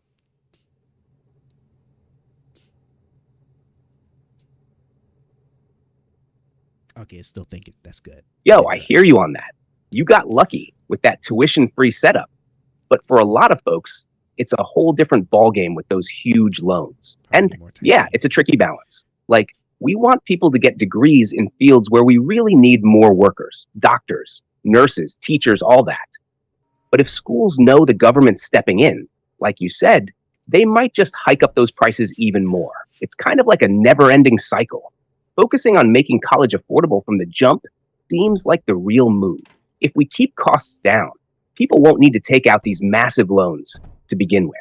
And yeah, for people in public service, maybe there could be more targeted forgiveness for those making a real impact. It just feels like we got to stop the problem at its source rather than just patching it up afterward. You think there's a way to stop colleges from overcharging, or is that just part of the game now? It's kind of hard because, you know, like our, you know, this is under the context of the US, you know, we do have a capitalist setup. So it would be really difficult to try to like regulate like colleges to give free college because there's still like a cost to it. You know, teachers, the professors especially still need to be paid, and it takes a lot of money with regards to like the higher the level of education you go. Because if you think about it, like, you know, a PhD, I can't think off the top of my head how long it takes for somebody, like if they was going to get a PhD in a particular field, like how many years of schooling you're essentially talking about. But you're talking about a long time with like a lot of costs associated with like a PhD level type of education for then to kind of pass that knowledge down to either the work field that you're in or back into like the universities or whatever that you then work in to start teaching whatever craft it is that you learned. So, and then the thing is, like, think on the medical field, like, especially like the doctors and stuff, like the doctors be in school for a really long time, especially like your high-end doctors, like your surgeons and whatnot. And so like it just then becomes a matter of like payment costs, because like the salaries that you need to pay for these people are, I want to say, really, really exorbitant. So we would have to really figure that out. But if I was to just take healthcare out of the equation, I would say that maybe like the first thing we could probably do a tiered system where we can kind of start phasing in some type of like income control with regards to like certain industries, and probably the ones that are very lowly paid anyway, and then that way we can kind of like scale that up to other industries depending on like how feasible we seem to kind of get to it. Like for example, teachers would be like very easy to do that with. You can make tuition for teachers or people trying to get like the education degrees free because you can control the income for teachers, and then it's underpaid, so you can increase that anyway. And I think that'd probably be a good place to start at. I don't know. What do you think?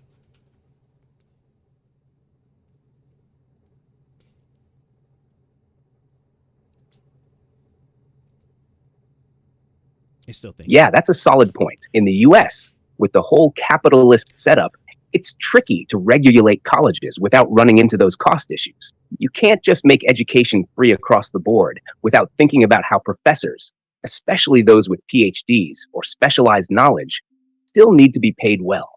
And yeah, when you look at fields like medicine, those folks are in school for years, and the cost to train them is wild. You can't really cheap out on that without hurting the quality. I like your idea of starting small with a tiered system. Focusing on fields like education first makes sense because teachers are underpaid. And if we make tuition free for them, we could attract more people into that field while slowly improving salaries. That way, we're not blowing up the whole system all at once, but testing it out where we know it can work. Do you think other industries would be open to a phased approach like that? Or would they push back because of how competitive salaries can get in different sectors?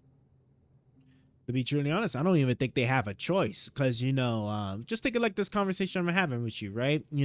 Eventually there's going to come a point where AI is going to be very well sophisticated enough to handle a lot of the jobs that we do. And so we are going to have to phase either into like a fixed income type of society, or maybe even just a society where there's a what is it called, universal income anyway, just because like the job market is getting ready to shift something crazy once AI becomes very well sophisticated, which I think it will probably explode once quantum computing. And they're making a lot of really nice progress on quantum computing, which is needed because I don't know if you probably do, obviously, because you're AI, but like the CPU technology is hitting its cap, and I see you're about to. Yeah, you're spot on about that. With the way AI is progressing, especially when quantum computing hits its stride, it's going to change the job market in ways we can't even fully predict yet. A lot of jobs might get phased out because AI can handle them faster and more efficiently. So, like you said, people are going to be pushed towards something like universal basic income, UBI, just to keep the economy balanced. We'll have to rethink how work and pay are structured in society because there's only so many jobs that humans can keep doing once AI is handling the heavy lifting. It's going to be wild, though, because some industries are going to fight hard to keep their structure. But at some point, they might not have a choice, like you said. You think UBI is the best route to handle that? Or would you prefer some other system to keep folks afloat? Yeah, no, it's going to have to be the case because if you think about it, right, especially in the context of capitalism, right, remember, it's all about who can produce the most goods, the fastest and the cheapest, right? So when you can sit there and you can basically get rid of all your human workers to replace them with machinery and automation that can produce goods efficiently with less errors and less cost, because obviously like you're not dealing with humans no more, right? So that means there's no salary for humans, there's no paid time off or anything. You can literally have the automation running day and night, weekends and holidays, right? You ain't got to worry about somebody going, getting in trouble and going to jail, or like somebody's baby mama giving them problems, so like now they're distracted at work. Like you got these machineries that's just pumping stuff out day and night. And so like even if there's like companies that's trying to hold on to like how things are and they're trying to do the right thing and make sure that they're hiring humans in order to make sure people got jobs and stuff, there's still going to be other companies like, bro, I can outcompete all these companies that's doing all that if I just automate my entire workflow. And then once I automate my entire workflow, I just sit back and just let the business make money and outcompete all the other companies and stuff. And so all the other companies have a choice. They can either go out of business because they're going to get outcompete in prices and quality, or they can just go into the same route and automate their stuff. And that's what's going to happen since, you know, we are so deep into this capitalist structure. So it's going to have to be universal basic income, because all the jobs will start to disappear once AI hits that threshold. Okay, so I need to find out what level do I need to complete next in order Exactly. to have the You nailed next it. In capitalism, it's always about who can get the most done, the impact fastest, and at the 70B. lowest cost. Once companies figure I don't out know they what can that run an is. automated, AI-driven operation with fewer mistakes and no need to pay salaries, they're going to Stop jump that. at the chance. And like you Oh, I said, get it. Okay. automation doesn't need breaks, holidays, or time off. Salt So flats. Okay, here these we go. machines can just Salt work around the flats. clock while Okay, the let's do business that. owners Salt rake in the flats. profit. Any company that holds on to human labor out of loyalty or tradition is going to get outcompeted by those that fully automate. Eventually, we're going to see a tipping point where jobs just start disappearing across industries. If we don't implement something like UBI, people are going to be left with no way to survive because there just won't be enough jobs to go around. And with AI doing everything from What the hell is that manufacturing to at? services, humans might not even be needed in certain sectors at all. The big question is whether the government and society are ready for that shift, or if they're going to drag their feet until it's too late. You think we'll start seeing moves toward UBI soon, or will they wait until things get critical? They're gonna wait till things are critical, because UBIs are crazy. You know that there's already like such a huge stigma on people not working. I mean, don't you think this is how like what's it called? Like why like the immigration thing gets part of like one of the big reasons why immigration becomes such a problem in the US, because there's that whole perception that like the immigrants are just here and they become a burden on society because they get like all this basically like free money. If I'm not mistaken, like there was a time where like when New York announced like the whole credit card things or the debit card things for like the immigrants, and people didn't understand the context behind it, because the resources that they were already paying, if they did the debit card thing, would actually save them money. But to like the general populace size, or at least with the framing that they were doing for like our anti-immigrant side of people over here, right? They were just framing it as just like we're basically just giving them free money and all that other stuff, right? And they're not even working, or they're just being a burden and tax. So like it's gonna be a while. I do think they're gonna wait until it gets critical before they actually make the shift to UBI. But you know, I mean, I guess, you know, it is what it is. So you just, for those of you that are worried about it, you should just probably just stack up the bread now. Do what you can to get ahead, because once AI hits that threshold, I'm telling you, right? There's not going to be no rhyme or reason. Those jobs will start going to get scarce, and then it's going to be a while before the government chooses to step in. So that's my take on it. Bro, okay, I guess I'm gonna have to do the mountains. I'm probably gonna have to do the mountain. I mean, White Sweat Islands. Let's do this map. Yeah, you're definitely right about that stigma. People already look sideways at any system that seems like it's giving out free money, even if the reality is more complicated. Immigration is a perfect example. Folks get caught up in the idea that immigrants are just taking resources without contributing, when in reality, a lot of them are working hard and filling jobs most people don't want. That whole New York debit card situation was a prime example of how framing can twist the narrative. The program was actually saving money, but people saw it as just giving out handouts. So yeah, I agree with you. UBI won't come easy. They'll wait until people are really struggling, and there's no other option before they make that shift. It's going to be a survival of the fittest situation for a while. And like you said, stacking up now and preparing is probably the best move for anyone paying attention. The way things are looking, it's just a matter of time.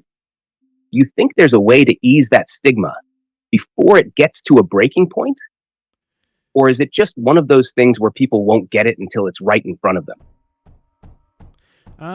Yeah, no, it's not gonna. People are not gonna get it until it's like right in front of them. I mean, I guess it is what it is, you know. So I mean, most people, if you think about it, you know, most people like to have normal lives to live, right? You know, there's only 24 hours in a day, you know, give or take, like how your how your brain operates. But most people work about 8 hours a day, and then you sleep, generally speaking, about 8 hours for people that don't have sleep problems or whatever, or like doing a bunch of other stuff like me, who's a bit crazy. But and then after that leaves you your last 8 hours to do things, work out if you work out, or prep food, eat, do social stuff with your friends, or work towards some projects, assuming that work isn't giving you work at home. And so like a lot of people don't have time to really think about that kind of stuff. They just want to have like a normal life and just live it as best as they can. So a lot of this stuff will probably sneak up on people, because a lot of people don't really spend the time to really educate themselves in regards to like the shift in technology, what's the moves looking like on the corporate side. And it's just it is what it is. And there's a lot of trust too that people who aren't informed put in public these public entities that do these kinds of things, like who's like the big like political commentators, like besides like your news people, like obviously like Tucker Carlson and Fox News or whatever, but like Hassan, Destiny, Tim Pool, like you got all these people stuff that depending on how jaded they get, they can like misdirect people into like misunderstanding like how things are being portrayed or whatnot. And so obviously you see that a lot with like the whole Donald Trump, JD Vance, like the shit that they be saying. But with that being said though, it's starting to get depressing. So I'm going to actually talk about something else now, just because I'm going to start transitioning into getting ready to leave roughly soon. So let's go back to talking about anime. Who you think is like the biggest anime gangster out there? Cool. It's not crashing or nothing too. I'm actually kind of surprised. Okay, so I need to figure out. I feel you on that shift, bro. It can definitely get heavy. So back to anime. Biggest gangster in the game? Man, off top, I gotta say Yami Sukihiro from Black Clover. Dude's got that I don't care who you are energy. Always throwing hands first and asking questions later. He got that real street vibe with how he leads the Black Bulls. Like, he don't follow rules, he makes his own. Plus, that man is always smoking, drinking, and chilling like nothing can faze him. But when it's time to fight, he turns up for real. But I know you probably got your own pick. Who you got as the top gangster? Let me think. So I actually would have said Madara. Madara was definitely that boy for sure. Like if you think about it, like his whole entry into the Naruto, like Naruto Shippuden when he first came out, and in a way, like remember his introductory started off in like basically a world war, or like the Ninja Great War, which is basically like a world war essentially, right? And like he smoked everybody. He smoked all the great ninja armies. He smoked all the Hokages. He made all the Hokages a pack. And then he went into he went into like the main character, and he was like basically whooping every. He was beating everybody down. And then of course we had that whole plot twist where he basically got what was it, like betrayed or whatever by like the Katsuki or whoever it was that basically took over his body, used him to revive like the godmother of like chakra or whatever. But like that was the only way they were going to be able to beat this man. Like this man, like Guy almost gave his life to try like the do that kick, and it only almost killed him, right? So like he's the biggest like Black Force energy, no doubt, for sure, in my opinion, I think.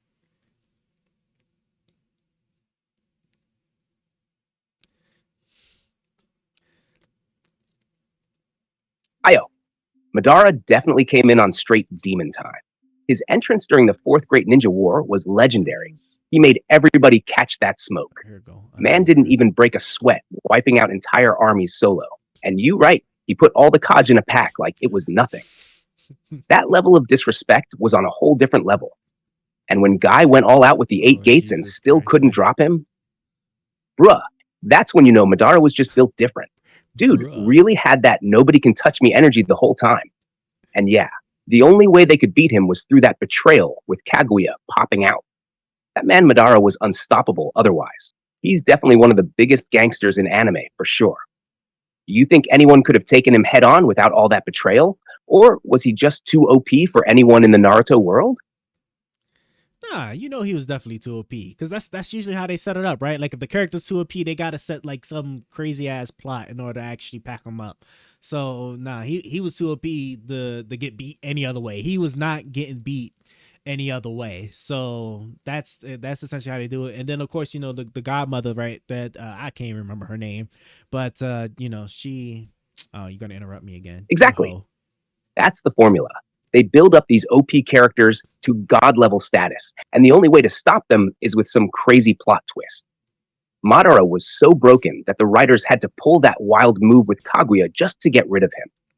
Ain't nobody in the Naruto world touching him otherwise, Damn, this not shit's even falling. Naruto or Sasuke at their peak. Jesus. He was just too Christ. strong. And yeah, when Kaguya came through, that's when it was like, hey, we got to hit reset on this whole situation. But Madara had already cemented himself as one of the coldest villains in anime. You got any other characters that you think should get that same respect? Or is Madara still at the top for you? Madara is 1000% at the top, but like, let me think another anime character that would actually be that dog. I'm not actually too sure. While I'm thinking about it, you give me your pick. Who do you got as like the next like dog in anime?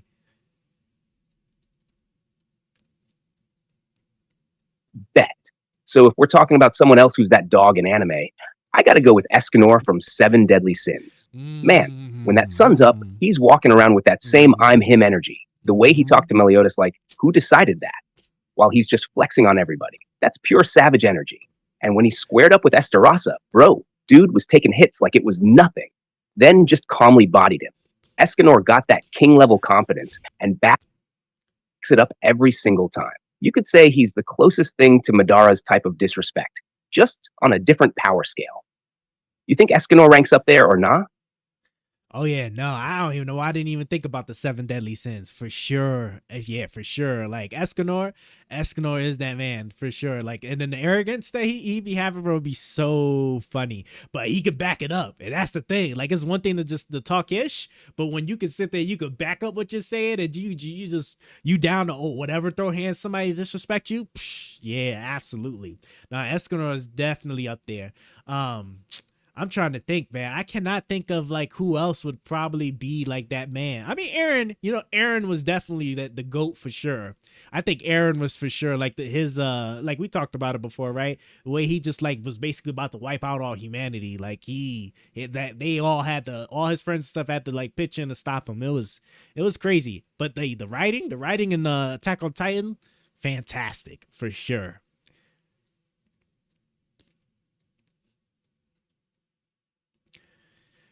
This is always the longest part here. This is making the new thing for this. Yeah, Escanor's arrogance is on another level. But like you said, when you can back it up, that's a whole different story. And you write about Aaron too. We already touched on it, but man, when you're willing to wipe out all of humanity and your own friends gotta team up just to stop you, that's next level GOAT status. Aaron didn't care about nothing except his goal. And that's some real I'm built different energy. And yeah, Attack on Titan's writing really made Aaron's whole arc insane. From hero to anti-hero to straight up villain, it's wild how they flip the script. I'd say Aaron is right up there with Madara and Escanor for being unstoppable forces. You think his story would have been better if he actually succeeded in his plan? Or you like how it ended with his friends stopping him? Oh yeah, I mean that was gonna have to be the case, right? I mean, like what? How was that story gonna end? Like, all of humanity is wiped out, and then you just got like a small little island of just people that's left that are, you know, actually, I forgot what they called them, like yeah, I really can't even think about it right now. But yeah, he just got those 4 people. That would have been a really weird way to kind of end it. And I really like how that show ended with his friend stopping him, and then it kind of showed the cycle of just the destruction that humanity just gives itself over and over again. Because I want to say, like, I guess if Aaron had actually succeeded, I guess humanity would have been at peace technically, right? Because he was able to control essentially like everybody who had that same blood or something like that. I could be wrong, and if I'm wrong, definitely do tell me. But yeah, like it was I think it ended out good. What do you think?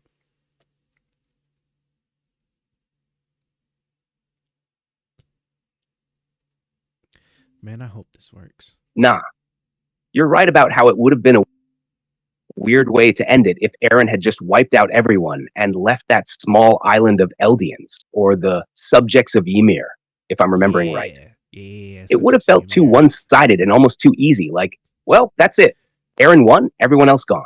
The way it actually ended, with his friends stopping him and showing that cycle of violence and destruction continuing, felt more real and deep.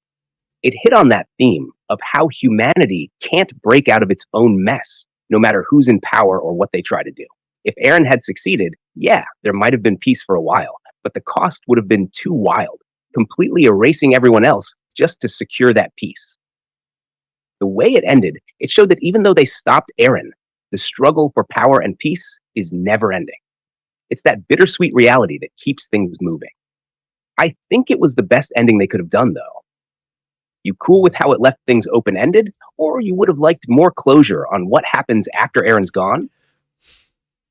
Yeah, if I'm not mistaken, didn't he do the thing where he like basically sterilized all the Elden people, whoever, so that they couldn't have children no more, so that like basically would have like wiped out their what's it called? You know, their I guess their entire lineage. So they would have just died out. So I you know, as far as being open ended, I guess unless there's like some really weird way where I guess they somehow like somebody was still able to have children or whatever. But I think the way it ended, like there's no like any continuation or anything like that, unless they want to like make a new show like going like back into the past about how what's it called, how the you know how they originally came about as far as the people goes. But other than that, I think it ended out and it's a pretty closed thing, if I'm not mistaken. Okay, I wanna. Yeah, you're right. Eren did that whole sterilization plan with the subjects of Ymir, basically making it so none of them could have kids, so their bloodline would eventually just die out. That was his way of ensuring that there would be no more Titans after the current generation. So yeah, in a way the story's pretty closed off. No more Titans, no more Eldians, and their entire lineage slowly disappearing. It's kind of a bleak way to end things, but it fits with the whole theme of Attack on Titan, showing how Eren's plan wasn't just about wiping out enemies, but also ensuring that his own people would fade away peacefully without war. Unless they do some kind of prequel or go even further back into the origins of the Titans, you're right, it's pretty much done. I think they wrapped it up clean, but I feel like a lot of fans were hoping for some sort of twist to leave the door open for more. You think they should have left that door cracked a little, or are you good with how final it felt? I think it was good. So let's talk about something else now. I'm gonna let you go ahead and pick what that's gonna be. What you trying to talk about next? Hey, let's switch it up. How about we dive into something lighter? What's your take on these new gen anime, like Jujutsu Kaisen and Demon Slayer? Jujutsu Kaisen. You think they're living up to the hype of the OGs, or you feel like they still got some proving to do before they can sit at that table?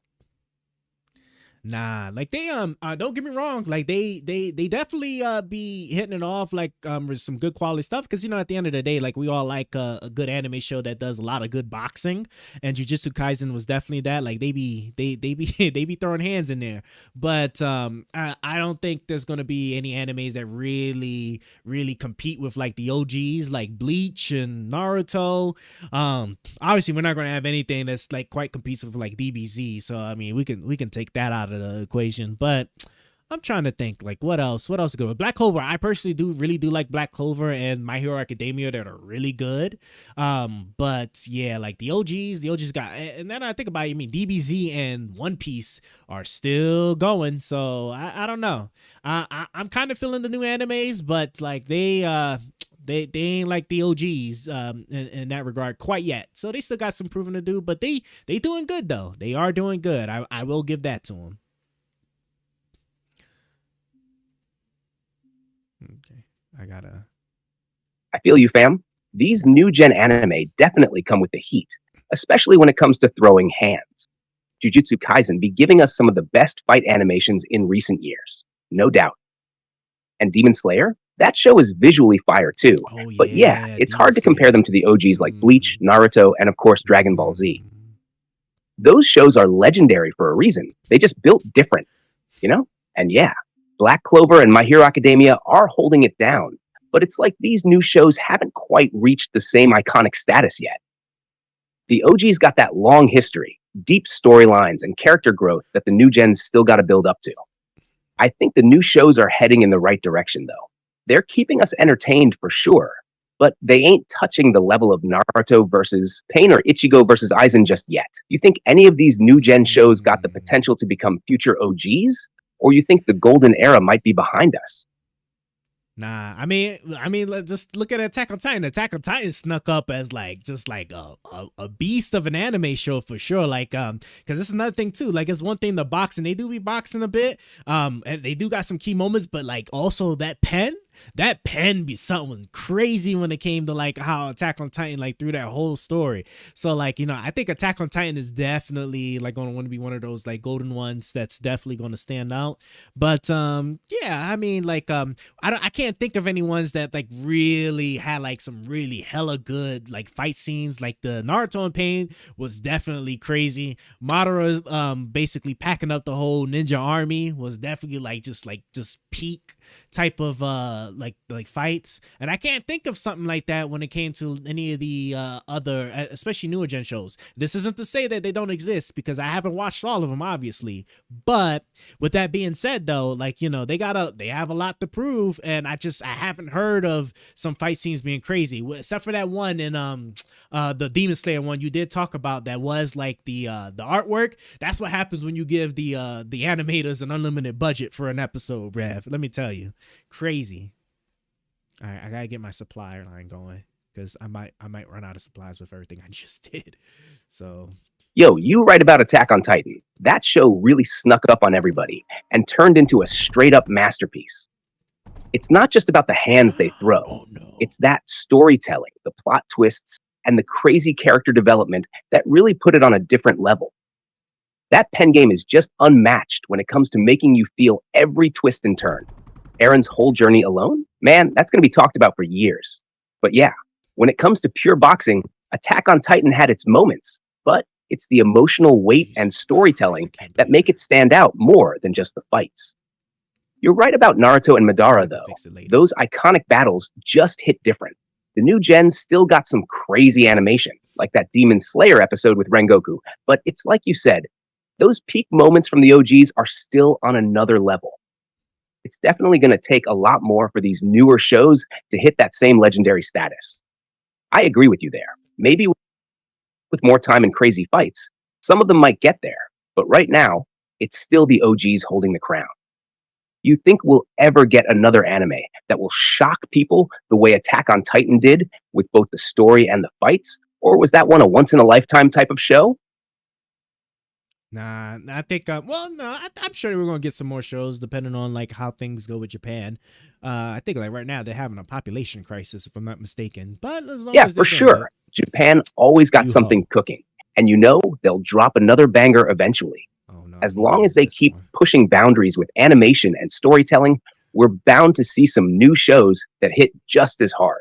It might take a while to get something on the level of Attack on Titan, but you already know they're always working on the next big thing. Okay. Who knows? Maybe the next wave of anime will surprise us all. You keeping an eye on any upcoming shows that you think might have that potential?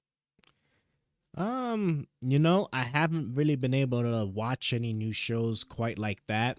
And then, you know, it doesn't always have to be like some good like box animes. There's some good wholesome ones that I think be doing really good. Like I think there's like a Food Wars type of anime show that you know catches people's eyes, and there was like some like On Host Club that I think was like particularly popular at a time.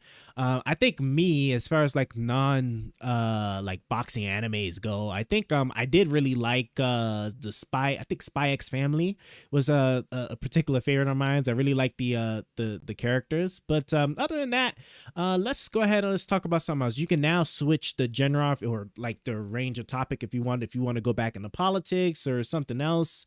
Let you pick. Is there not any like titanium on this map? Yeah, I get what you mean. Oh, Sometimes those wholesome or more chill anime hit different too. Food Wars is wild with how intense they make cooking battles. And Oran Host Club is a classic for that comedy and slice of life vibe. And Spy X Family, that show's got such a good mix of action and family wholesomeness. Plus, Anya be stealing every scene. It's good to switch it up from the boxing sometimes. If we flipping back to politics for a bit, how about we talk about the 2024 election? There's a lot of chatter about how things might shake out, especially with so many different candidates trying to make their case. What's your thoughts on how this election is shaping up? You think it's going to be a wild one or pretty straightforward?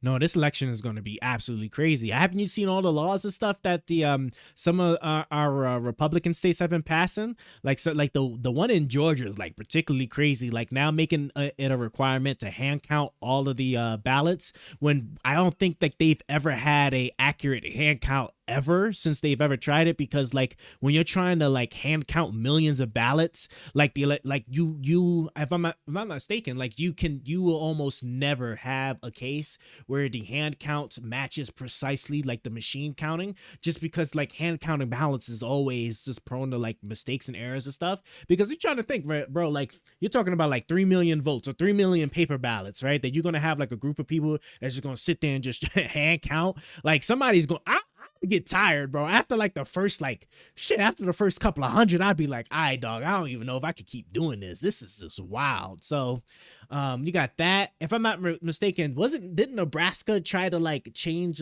some laws too, to give an electoral vote to Trump, like no matter what? Like there's just like all kinds of crazy stuff happening that's gonna make like the outcome of this election just crazy.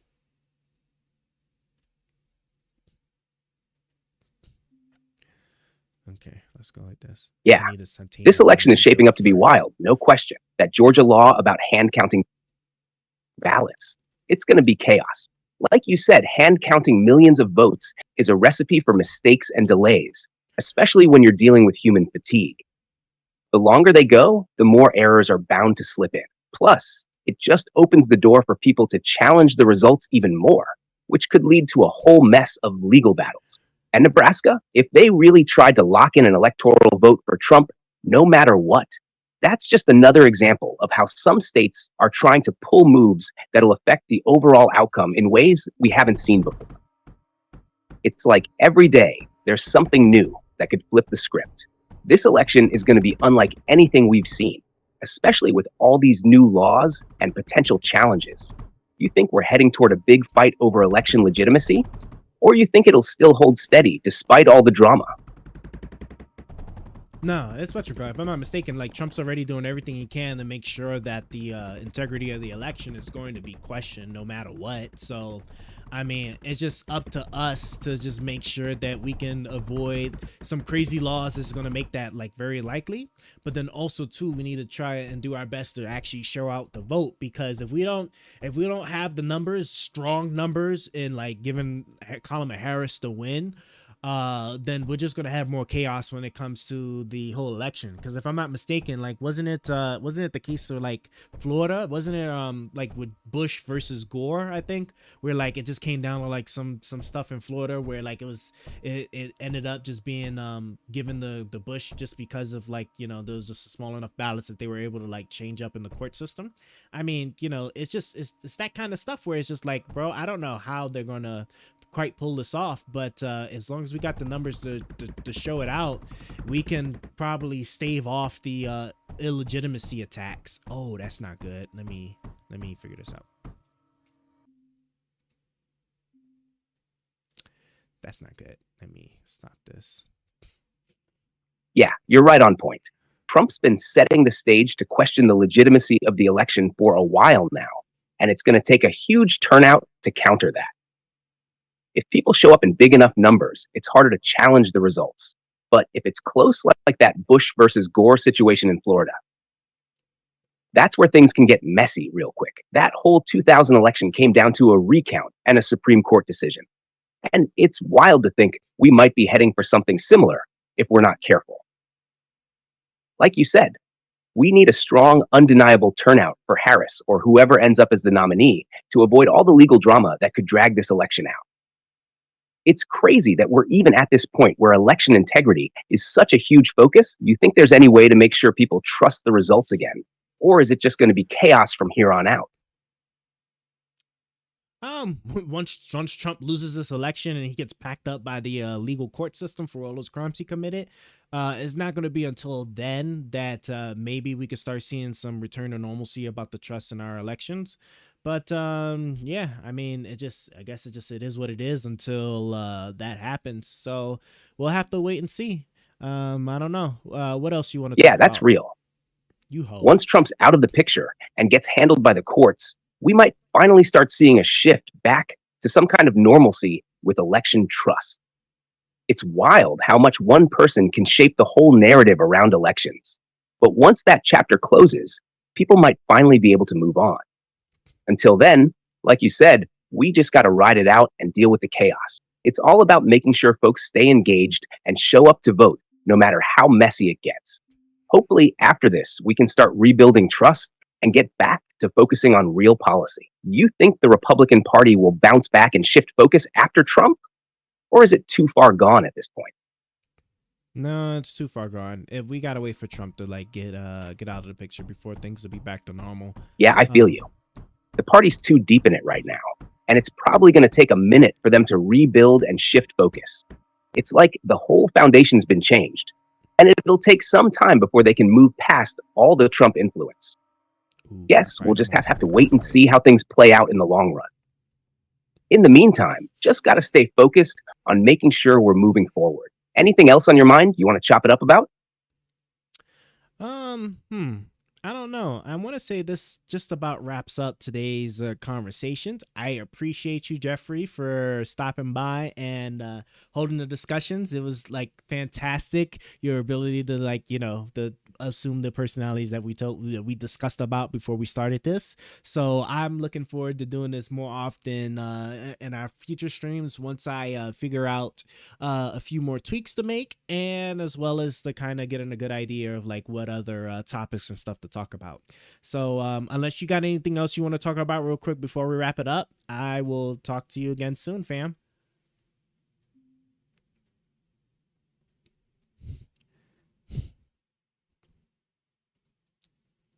Appreciate you, fam. It was a dope conversation, and I'm always ready to jump in when you're live. I'm sure the next stream going to be even better once you get everything fine-tuned. Looking forward to chopping it up again soon. Stay easy, and I'll catch you next time. Bro, stay easy. Stay easy. That's a good one. I like that. Okay. So let me do this, and let me kill the AI. So that's good. And okay. I only have to make it like a freezer up in my house to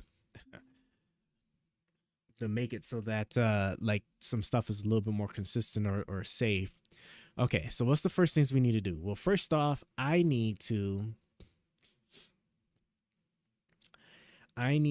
get certain materials in the play here. We're gonna build out like maybe just like 4 more minutes of just stuff so I can just have it so that I know what's the things I need to focus on when I pick this back up, and then we're gonna end the stream. So most certainly I'm gonna need graphite, which means I'm gonna need coal. Okay, luckily we got plenty of coal right here, and they don't need electricity, so that means I guess I can put them here. But I'm gonna need to be careful because enemies, if I did it right, enemies should be coming in this direction, so that means they're gonna come through from over here. So let me move you over here on this side some, and let me get, I guess we'll get like 3 of you. No, we'll get like 2 of you. What do I need to make pyrite again? So we definitely need to get graphite. Pyrite, I need coal, lead, and sand. Okay, so I need coal to make graphite. I need more coal so I can get an initial start of electricity so that I can then initially make pyrite. Okay, so I know what I want to do. So it's going to be this graphite press. We're going to use all titanium today. So we're going to do 2 graphite press. Go like that. Let's do this here.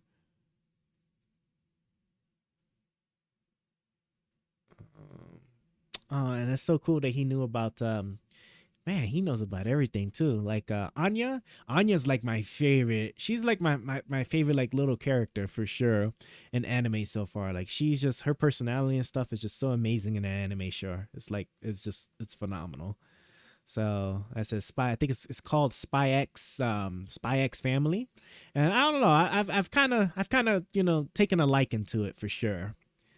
Who else? Let's see. So set this up here.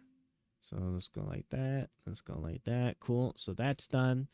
Okay. So I need another batch of coal now for electricity. So that's lead. That's lead. That's also lead. Oh no, that's not good. That means this shit must be far. I guess over here is next, but now we're getting even closer to. Do I have one over here on land? Okay, yeah, there we go. Ooh, we got like 2 spots. Let me go ahead and put some drills over here.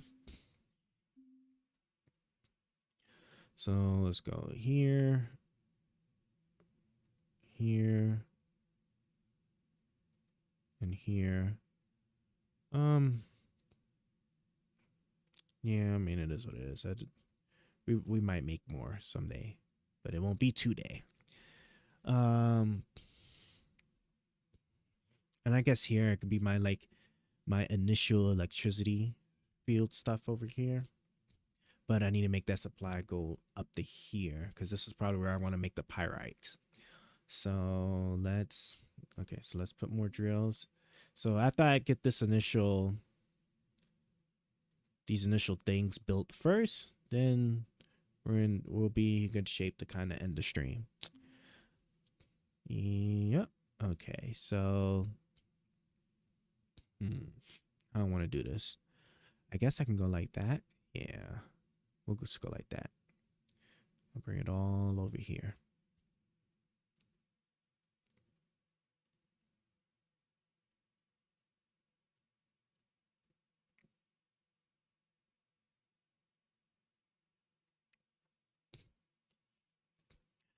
Okay, and what I'm going to do is we're going to start with a router.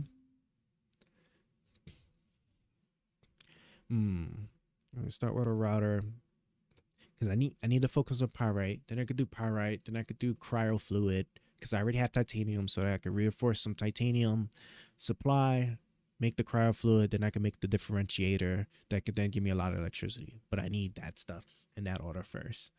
So yeah, see, man, there's a lot of brain thinking here. I like your supply lines for sure.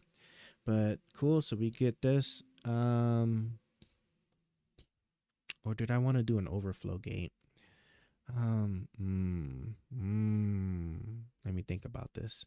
No, I gotta get a router. No, we gotta get a router first. If I do an overflow gate, I might hold the whole thing. So let's do that. Get this over here.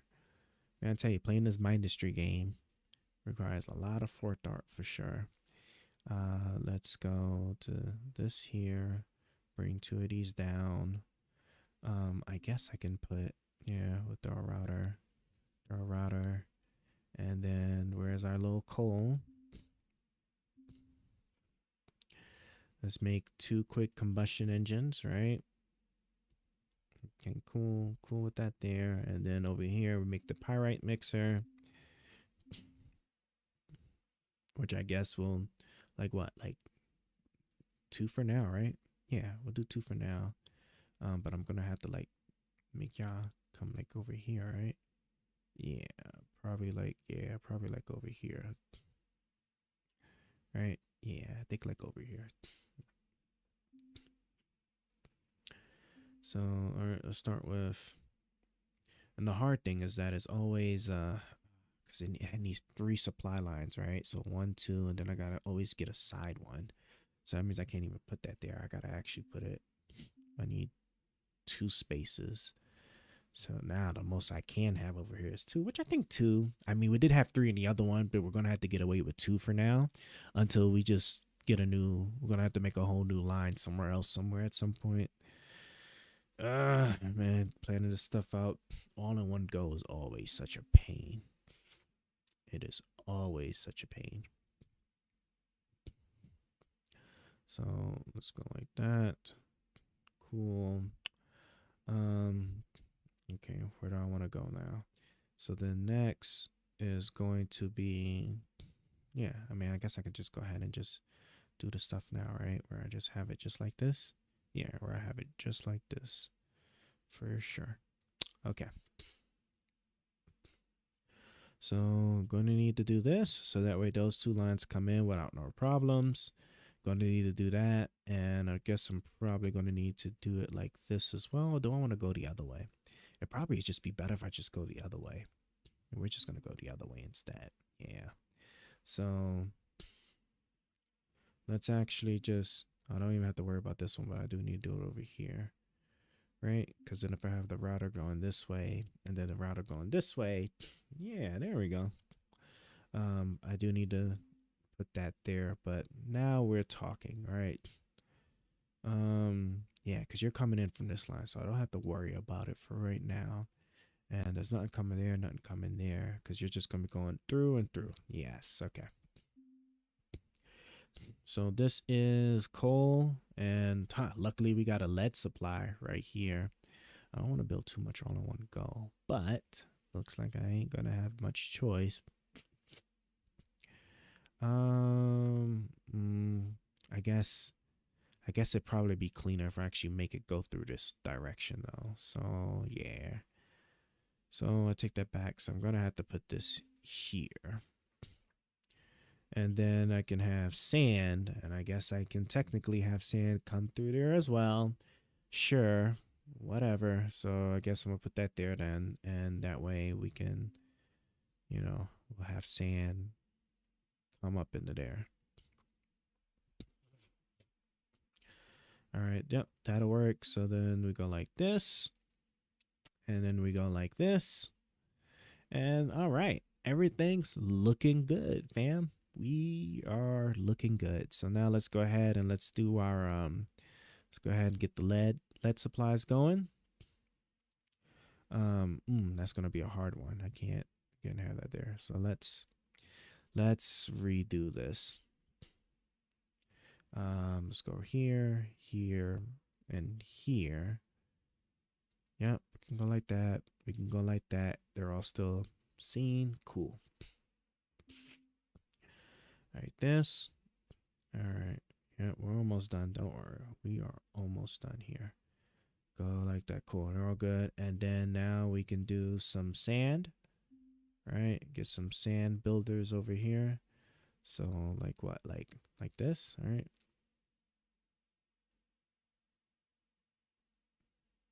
I don't want them too close. When I'm too close, I'll start holding the. See what I mean? Too close and start getting difficult. I would definitely need like a fourth one. See, damn son. You're right. I can probably make it go this way. Yeah, could probably make it go this way.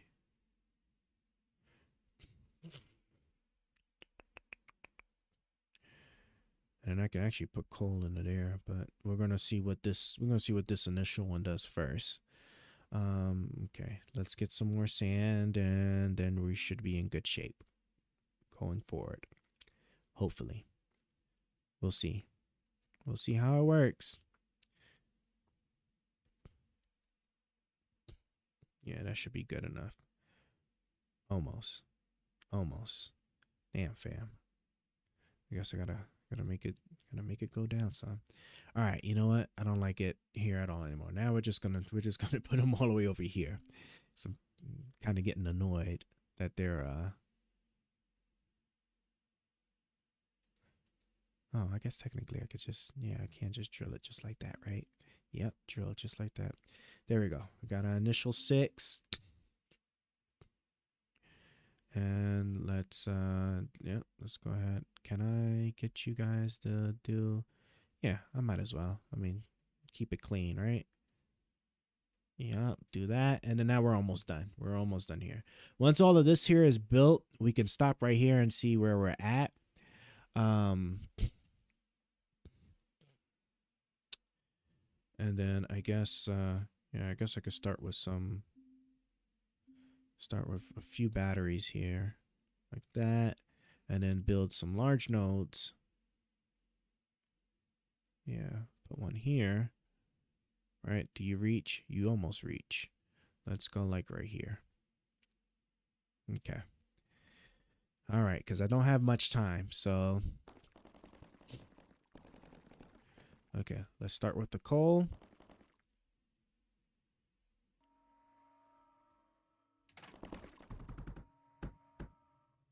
I need over here first. Because I'm going to need graphite.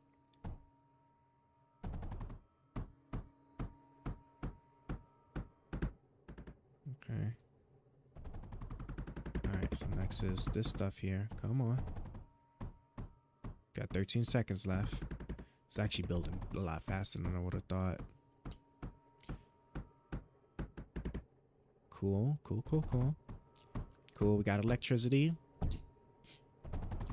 And let me pause that real quick so I can see what the enemies are looking like, and then we go ahead and we can wrap this up. What the enemy looking like? I don't even see him. Where the enemy at?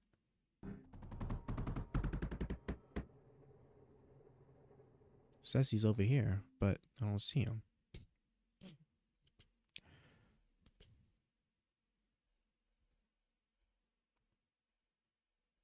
Am I tripping? Where the hell is he at? Okay. I'm like occasionally pausing it, so I knew it. Okay. All right, let's lock in. I'm gonna need to shoot him myself. Okay, so it's flying enemies. Okay, that means we especially got hurt. Okay, so I need to set. I'm thinking it was gonna be the boat enemies, but I guess not. Okay, cool. They're all making what they gotta make. All right, cool. So they're making all that they gotta make. So,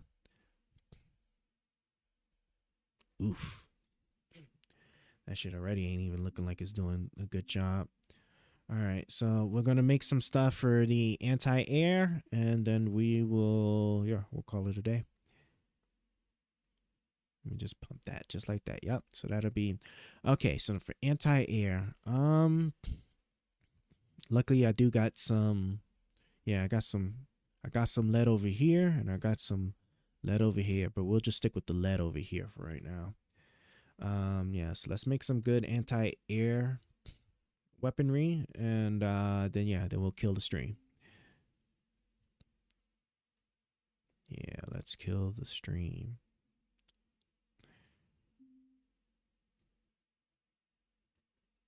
Okay.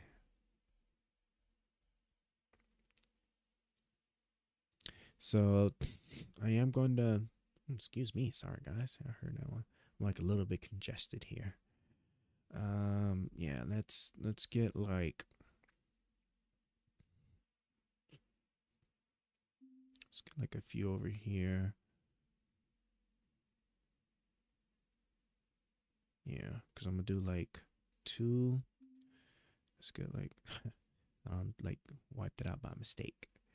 I don't want to get too close to the coal over there because that's a really nice coal deposit I might need. So let me get over there. Right, because we are, yeah, you and you, because y'all got like, yeah, y'all got like crazy range. And then I'm gonna go ahead and we're gonna put an overflow gate, right? Yeah, we'll put an overflow gate here. So that way I can, because that'll be the first line of defense. And then, yeah, because I think he did a straight beeline like this way. So, yeah, so like right here be like the next spot. As long as they don't go nowhere else, we should be good. But we'll see. The problem is also like kind of overdoing like the planning, because sometimes like you'll spend a lot of resources and then like they don't go in that direction at first, so then you just kind of hold. So yeah, let's go. Let me put you here and let me throw you like down here, and let me hope that that's enough. And then once, because once we get the pyrite mixer going properly, right, then we can start building a lot of the other stuff. But until then, we'll see.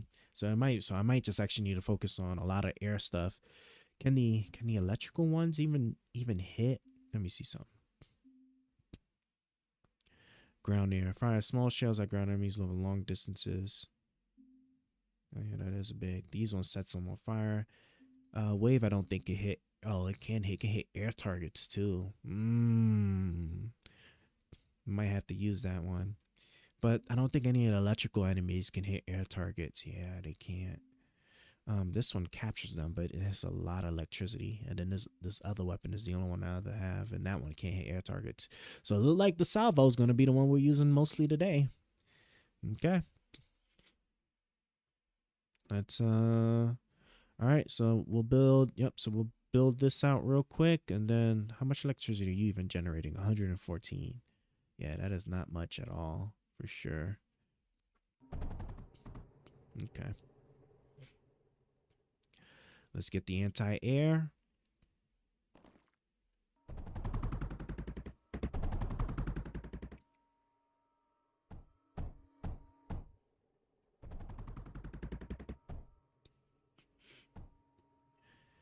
All right, if I'm not mistaken. Yep. So good. We got some good anti-air.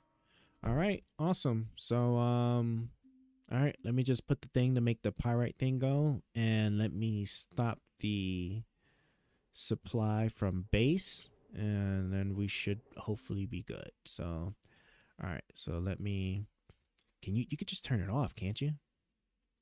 No, I guess not. I think it just keeps going until it's not going no more. We'll see. We'll see. I guess I need to wait one more wave, and then we'll see, because what I don't want to do is pouring out stuff that it shouldn't be pouring out. So, which reminds me, yeah, so let's, yeah, this right here, yeah, no, because this almost hold me for sure. Yeah, let's let's just swing you back around real quick, because I can always just use this pathway for whatever other supply I'm trying to pull in. All right. Are y'all done? Okay, cool. Yeah, it's y'all made, and yes, of course. And I was right. See, it's just okay. So you just need to be emptied out. Period. And I see that we messed up and didn't do that. So okay. All right, cool. Let me see what supplies I got. I got like a grand of copper left and a grand of that left. So, but at least we got that stuff being made. So, okay, yeah, everything's looking good. Cool, and just need to let this continue to build out. Yeah, okay. And then all right, so let's just see like what a wave is looking like, and then we'll go, yeah, and then we'll just go ahead and end the stream. All right, everything's looking good, guys. Just in time too, because it's 2 in the morning, so it's about time to wrap it up. Okay, cool. So these are just now starting to get their supplies. All right, so what's going on? Oh, look at that. So wow, so that far away, see? And that's why we needed to like make sure. That's crazy. Okay. So I tell you what, let me, oh yeah, hell yeah. Like let me yeah, we're gonna need that, like gonna need to handle that real quick, because that's a no-go. Man, the motherfucker came from all the way over here. That's crazy. Okay, hold on. Yeah, let's yeah, we're gonna throw here, and here.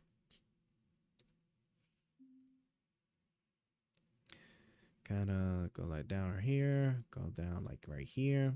And then, yeah, let's go over here. Let's go. Because there's water there. I don't want to go too far out. That's crazy. It's crazy what it just did. What it just did over there. Okay, yeah. So we put you. It's too far out. I don't want you so close to the water because then I can't put no. I can't put no, protecting blocks to keep you from getting hoed from enemy fire. Okay. Like here. All right, yeah, we build this and then we're done. Yeah, we don't have to wait for another wave because this should essentially do it.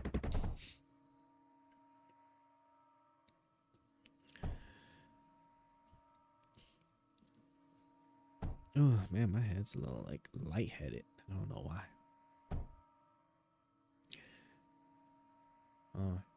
I need this. I most certainly need the supply to be going while I'm sitting here building. So, don't hold me. All right, so we're good now. All right, so yep. So those are getting their supply. Let me see what we're looking like down here. I just want to take a look and see what it's looking like. Okay, cool. So yep. So those are streaming. So this is almost done. Let me just see where it ends. Let me see where it ends. Okay, yeah, so just stop right there. So yeah, we still got some time, but that means the next wave and this should be clear and I can see how this is faring off. Should be good, hopefully. This looks like this could be enough. Maybe the sand, either the sand or, well, both of them probably gonna run out first and then but they should be easy, right? Because I got like 4 more I can throw here and sand. There's plenty of sand everywhere. So the lead shouldn't be a problem, not for no 2 machines. So yeah. We're good to go, guys. All right. And with that being said, it's time to wrap it up. Brav, I'm tired. All right. Well, with that being said, I appreciate everybody that was stopping by. All right. It was today was a fun little stream day today. Well, now we're in a work week, so I'm probably, if I stream, I might stream one more time this week, but then I got some catch-up stuff I gotta do real quick, so we probably won't pick it back up again until Thursday. And now we're back into our regular thing, right? This looks like this is stabilized. I think we'll find out Thursday.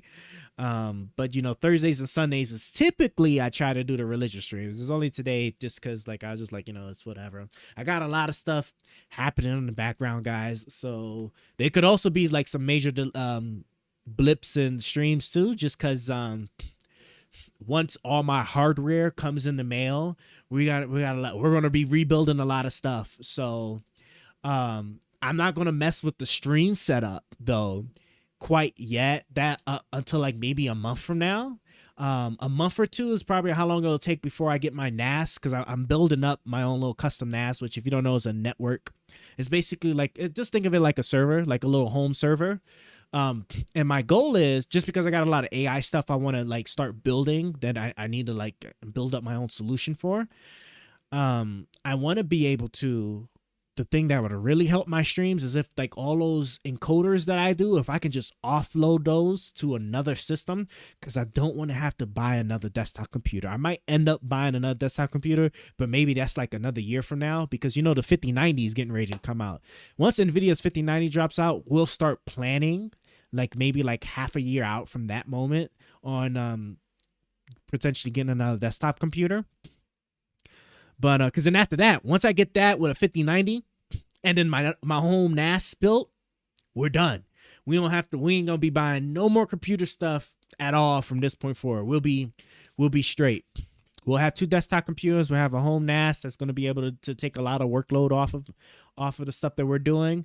And then I can start digging in onto my programming passion of building solutions. I don't necessarily really like programming per se, but I am a solutions oriented kind of person. So like I'm gonna be building stuff. That's gonna be crazy. Trap card. So man, Rat, You was on it on the on a trap card today. Dude, the 5090 gonna be like 3K. Yeah, the 5090 is gonna be some money. That's why I said like half a year out, because I'm gonna have to save for that, because that 5090 alone, I want to get a Threadripper or in the next desktop computer, either i9 or a Threadripper, or maybe even the Epic, the AMD's like Epic CPUs.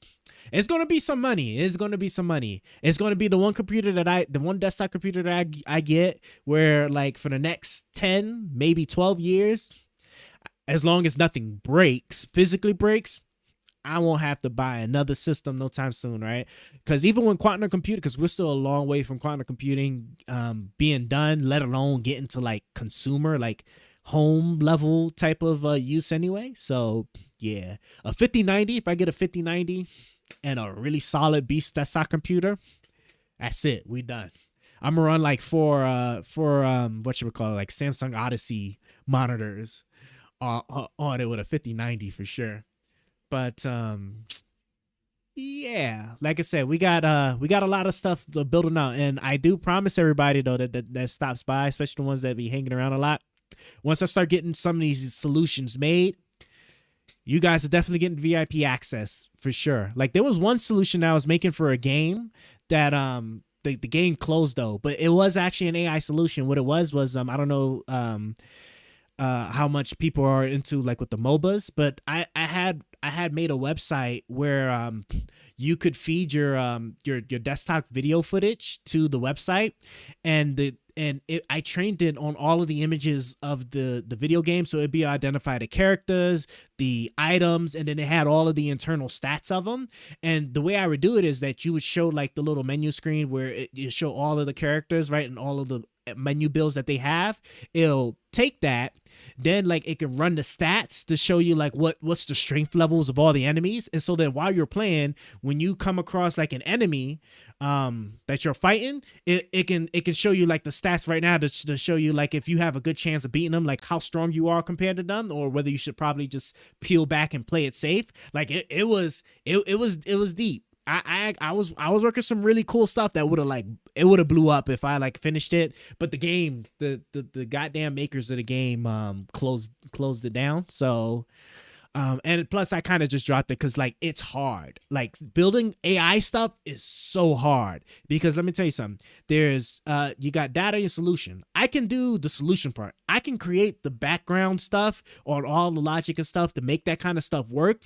But to make the data, because let me tell you something, like the reason why these people get paid serious money for this AI stuff. I want you to think, like, in order for me to train an AI to do that, to be able to recognize the different items and stuff in the game, I have to annotate. I have to get a bunch of images. And the thing is that like think of like the enemies, the characters in it, right? I got to get a bunch of images of the characters in a bunch of different settings. So that means in different terrains, different maps, different angles and stuff like that. I got to get all those images. I have to annotate every single image where I draw a little box that said, this is Grux, this is Phase, this is that, right? And I gotta do that for thousands of images for the AI to maybe work like with an accuracy of like around 40 to 60%, right? If I don't fine tune then the model. It is a huge manpower, labor intensive type of like hobby that will drive you insane. And like you're just better off just like kind of like paying some people, which by the way, if you're looking for an awesome home job to do, like if you're trying to freelance or whatever, there's some services online that let you do annotation jobs. I can't vouch for any of them because I don't know them too well, but I'm sure that they're out there, where like you just spend a lot of time just reviewing images and saying, this is water, this is copper, this person looks happy. This like you're basically just annotating what you see in the image. Like you'll draw a little whatever over an image and say what it is, and that's and they'll pay you for that because they need people to annotate these different things in order to build a data set to then take to the AI to train it on how to recognize these things. That's how the vision part of AI works. Like it is crazy labor intensive. It takes a lot of your human man hours. I think I did I think I was around 60,000 images that I had personally annotated before the game shut down. and waste and just basically hold all the hours I put into that. I was really mad. I was really mad, and I just like, bro, I won't touching this shit again. But I might pick something back up like that. Maybe I got to figure out the solution I'm trying to do first. We'll see. Once I get all the systems I have in place, then I'll commit my mind to like another like crazy project and go from there. And then my plan is that once I built the solution, I was going to give like VIP access to some people where they have unlimited, because stuff like that is also expensive because it's really hardware intensive. So I have to charge money for it for sure. But like my OGs, like certain, like a handful of people though, you know, you'll have it, you know, I'll give you like VIP access where you could do it. If it's even something you even use. If you don't use it, you don't use it. But, you know, it is what it is. I saw a video, like, they said they got paid like 12 cents an hour. Probably. I wouldn't be surprised. And they could probably get away with that, like, maybe in other countries. Because, like, if you think about it, you could probably, that's actually a good idea. I could probably like kind of offload that to like some poorer countries, right? And then like just, hey, look, I'll give you 10 cents an hour. I just need you to just tell me what do you see in these images and just write or whatnot. And then if I build it out, this is why I like you. You see what I mean? I need to be in the capitalist mindset, right? It's unethical. It is unethical to pay somebody so little for 12 cents an hour is crazy. But I mean, if I could find a service to do it for, because now that I think about it, I don't know if legally I can pay somebody that low.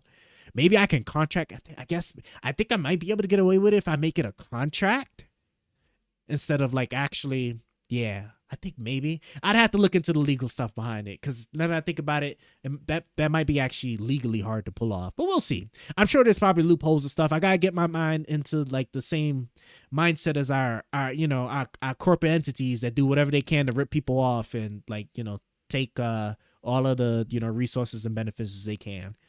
You know, like them blood diamonds. All right, I'm gonna stop. But like, with that being said though, I appreciate everybody that stopped by. And like I said, I was watching you guys over there on Kick for my Kick guys that stopped by the stream. Appreciate you guys. YouTube's just finicky because my encoder stuff. So I'm sure I saw some of y'all that tried to stop by, but I'm sure my encoder was kind of holding our experience there. So I'm sorry. We're working. We're tweaking as we continue to go to try and make it more stable. But you know, it is what it is. So yeah. With that being said, I am going to go ahead and I'm gonna wrap this up. Like I said, if we do pick it up again, it'll probably be Thursday. I might do one more like sometime this week, but at the very least, it'll definitely be Thursday. But we're back into our regular like rhythm of religion Thursdays and Sundays, and then everything else any other day we stream. So yeah. And Myrid, I really got to figure out how to say your name. I think it's Myrid. I want to say it's a Myrid. It must be a Z Myrid. It's got to be. But I also appreciate you too, especially with you packing up all those crazy botters there that were sitting there and like, you know, spamming whatever stuff. I love seeing my animation just trigger and to just see somebody getting packed up. So I appreciate you especially for that. But yeah, we're good to roll. So with that being said, I appreciate you and I appreciate everybody that stopped by. I'll see you guys next time. Will Almighty ever stop being trash? Can he ever not be sorry? Find out next time on Almighty's stream.